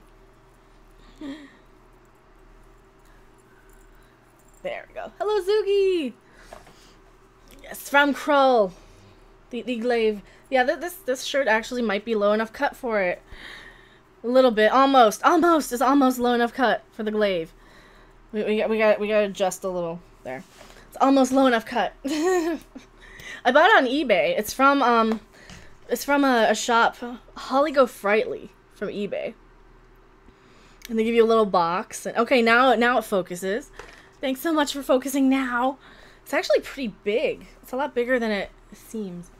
But yeah, I need the Hellraiser puzzle box one too. This is only like $20, so this was definitely a super chat treat for myself after doing kind of a live review of Krull right after we saw it in for Rift Tracks. Rift Tracks did a Krull live event thing not too long ago, couple weeks ago. Halloween. I like Nightmare on Elm Street and Friday the 13th more than the Halloween franchise. Boobs. You shouldn't really be able to see any. It's just a low enough cut to show off the glaive. But yeah, they have these on eBay. They're actually pretty cool. So we're losing some people. Who else is streaming? I bet other people are streaming right now. Do we have other people streaming? Anti-Trekker is streaming. We're probably losing a lot of people to Anti-Trekker right now. Lori Loaded just did something. Lori Loaded, no. So we're probably losing a lot of people from Anti-Trekker, so... Love Krull. Must get a hold of that Rift Tracks. Did you buy it online? No, I saw the Rift Tracks Krull in the theater. They will probably have a DVD of it at some point, but it was a theater event where they did it live and it broadcast to a lot of theaters. I want one of those puzzle boxes. Maybe the online store has an emergency stash of dried vegetable matter. I need one of the puzzle boxes. I just can't quite afford it yet. I mean, they're $20, so I've been kind of spending a little crazy lately, so I need to kind of cool it a little bit, but you know, then I think the next time I get the payout from all the super chats, I might go ahead and pick up the puzzle box too and get it here in time for Halloween, because I'm definitely somebody who would showcase the nice puzzle box. I really regret I had a puzzle box from the Things You Never Knew Existed catalog, and it's one of those where it kind of is a jewelry box that slides open on the top, and it's plastic, but it looked perfect. I wish I still had that. It got lost when I moved, or it got sold years ago, or lost years ago, and yeah, I've never seen it. So I need to replace my puzzle box. And I'm thinking about just replacing it with the necklace instead of like a full-sized one, but I love to watch that Krull Rift Tracks. It was great. It was great. I have to go and annoy the Anti-Trekker. Yeah, I'm gonna wrap up here pretty soon too, you guys. So The Thing, John Carpenter. I haven't actually watched The Thing, John Carpenter. I got so sad with the dog. I know like the dog stuff, so I'm like, nope, can't do it. Can't do it. Blood rushing out of the bed scared me. See, if I don't like fantasy much, I have to wonder if she's seen a Dragon Slayer or Hawk the Slayer, Red Sonja or Lady Hawk. No. I've seen Deathstalker. I've seen a couple of the Deathstalker movies, but no, I'm not a huge fantasy person. Krull is kind of an exception, and I actually never watched it that I can recall until recently. But it was fun. It was kind of like a Monty Python movie without the jokes, so it was fine. I had no problem with Krull. Jaws, Lake Placid, Deep Blue Sea, and Anaconda. Not a huge fan of Jaws, just because it's kind of dull. I'm not really afraid of sharks killing me, so it's not really scary. Lake Placid, I've seen some of the sequels, I think. Deep Blue Sea didn't see. Anaconda didn't care about. Sorry. John Carpenter's on tour again. Oh no, is he doing the music? That's kind of cool. Need more Bugs movies. No, I don't know. Well, maybe. Thanks for stream. I'm gonna have to call it a night. My MS is acting. I'm so sorry. That's not a fun thing to have. You might like Hawk the Slayer as an Anglophile. Maybe. Anaconda is terrible. Yeah, it didn't look good. Anaconda didn't look good. I'm not a fan of Jennifer, what's her name? J-Lo. I think she was in it. Ice Cube was I don't know if the Trump chat is going on live. Is this just another waste of time? Well, I don't talk about Trump. I'm not a political channel, so if you want to talk to me about, like, Babylon 5, Red Dwarf, stuff like that. But yeah, we're probably wrapping up pretty soon here. Let's see. Oh, I have my Streamlabs hooked up. I have all the stuff hooked up for you guys, so it has been very, very fun. It has been very fun. It was my favorite fantasy movie with John Rhys Davies in it. Oh, that's cool. I might have to check it out. You like Sherlock Holmes, Benedict Cumberbatch? I never saw it. I never watched it. I'm not a huge Benedict Cumberbatch fan, to be honest. I don't know. Plus, Sherlock Holmes has to be in the 1800s for me. Like, I am more of a fan of the video games that, like the kind of point and click sort of puzzly video games of Sherlock Holmes than, like, the Testament of Sherlock Holmes and all those than the Benedict Cumberbatch, because that takes place now. I don't know. And Stephen Moffat. Ugh. Just found the glaive on eBay. Awesome. Tremors and Jeepers Creepers. I saw Tremors as a kid. I never saw Jeepers Creepers. I don't remember much of Tremors. They were kind of they were all right. They weren't bad, but they were never movies I was going to rewatch ever. Jeremy Brett for the win. Who's Jeremy Brett? I don't know who Jeremy Brett is. He deserves a BAFTA. I don't know who that is. Stuart Foley likes Holmes too. I don't know about Holmes though. What, like the Holmes games? Because I never watched the series, but my webinar is over. Glad you're still here. I am wrapping up pretty soon here though, because it is getting a little long, or my voice is kind of going. Jeremy Brett was the Sherlock Holmes. Basil Rathbone. Wasn't Basil Rathbone Sherlock Holmes, or was he was Dr. Frankenstein? No, he was Sherlock Holmes. Basil Rathbone was Sherlock Holmes. This is how far back I go. I go back to like Peter Cushing era. He's the best of the original era Holmes. Okay, he was in the 80s. God, you guys, I go to like the 40s for those sort of movies. Nothing past the 60s. Basil Rathbone was Sherlock Holmes. There you go. That's the Sherlock Holmes I remember watching. Basil Rathbone, Sherlock Holmes. They made another Netflix Frankenstein. Why? Don't make another Frankenstein. Brett is the British TV show Holmes, and he's awesome. All right, I might have to check it out. If it was the 80s, is it true to the old stuff, or did they make it set in the 80s? I don't like it when they make the old characters set now. That was kind of where Bates Motel lost me, because they made like it set now with cell phones. But yeah.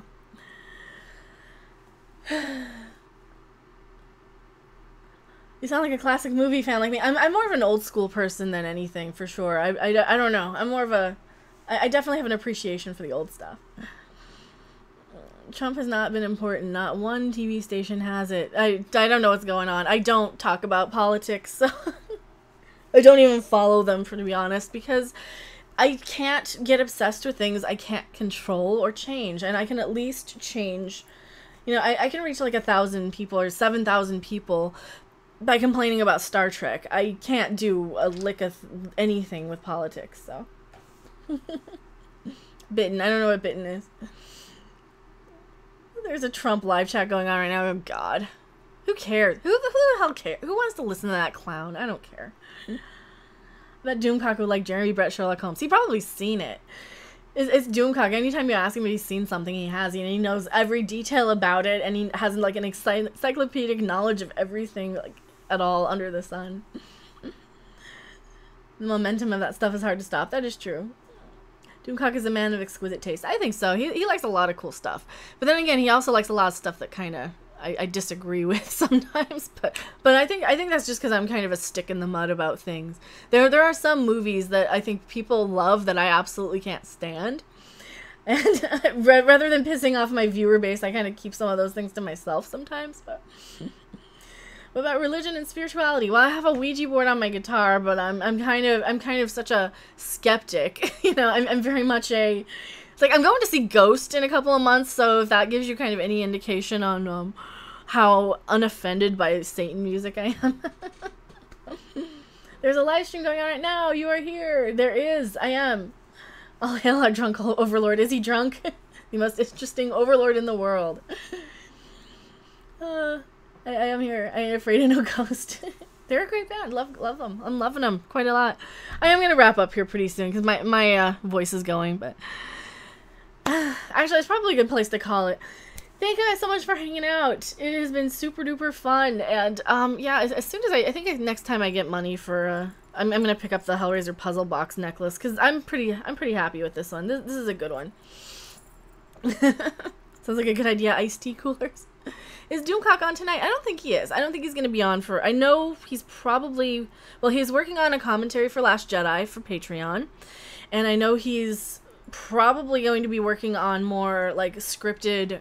His good in-depth sort of videos like he's had for forever and ever. You know, like his really well thought out editorial scripted stuff with just his brilliant poetic moment. I don't know how to describe it. If you haven't watched Doomcock, just watch him. He's kind of brilliant, and he has a way of he'll be rageful and loud, and then he'll kind of bring it down to, you know, to kind of get you focused on it. But see, Undoomed. What is Undoomed?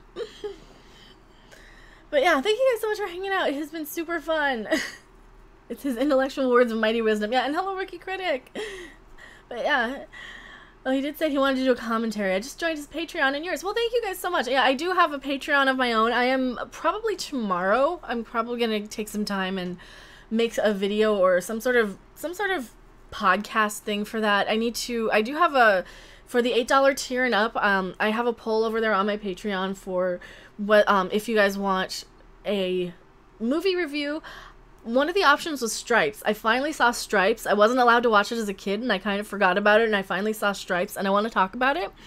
But I was thinking, if I put that on Patreon, that would be good. Or a book review. People were asking for book reviews, and I do read quite a bit here and there. So if you guys do want to hang out, like check out my Patreon and see if that's something you'd be interested in spending some time on, I definitely appreciate it. I also have a Twitter. There's also PayPal links, Streamlabs links, all the cool stuff. Yes, MechaCast. Hello. But yeah, don't shadow ban me, bro. Brad Noble says, I don't shadow ban anybody. I don't shadow ban anybody. But yeah, we are kind of wrapping up. I'm almost going 3 hours. It has been so fun. You guys are awesome and amazing. And thank you so much for hanging out and all the cool, fun conversation. And it has been super duper fun. Go check out Anti-Trekker. He just went live. Maybe even drop a link. Let me drop a link in the chat for you guys, so we can go and watch Anti-Trekker. If you want to watch Anti-Trekker, he's cool. He's live. Who else is live? So I'm a jerk, you decide. Anti-Trekkers appears to be a jerk. He has 60 people over there. And Ethan is live. You probably all subscribe to him as well. But yeah, thank you guys so much for hanging out, and I will see you guys on the next live stream or video. Bye!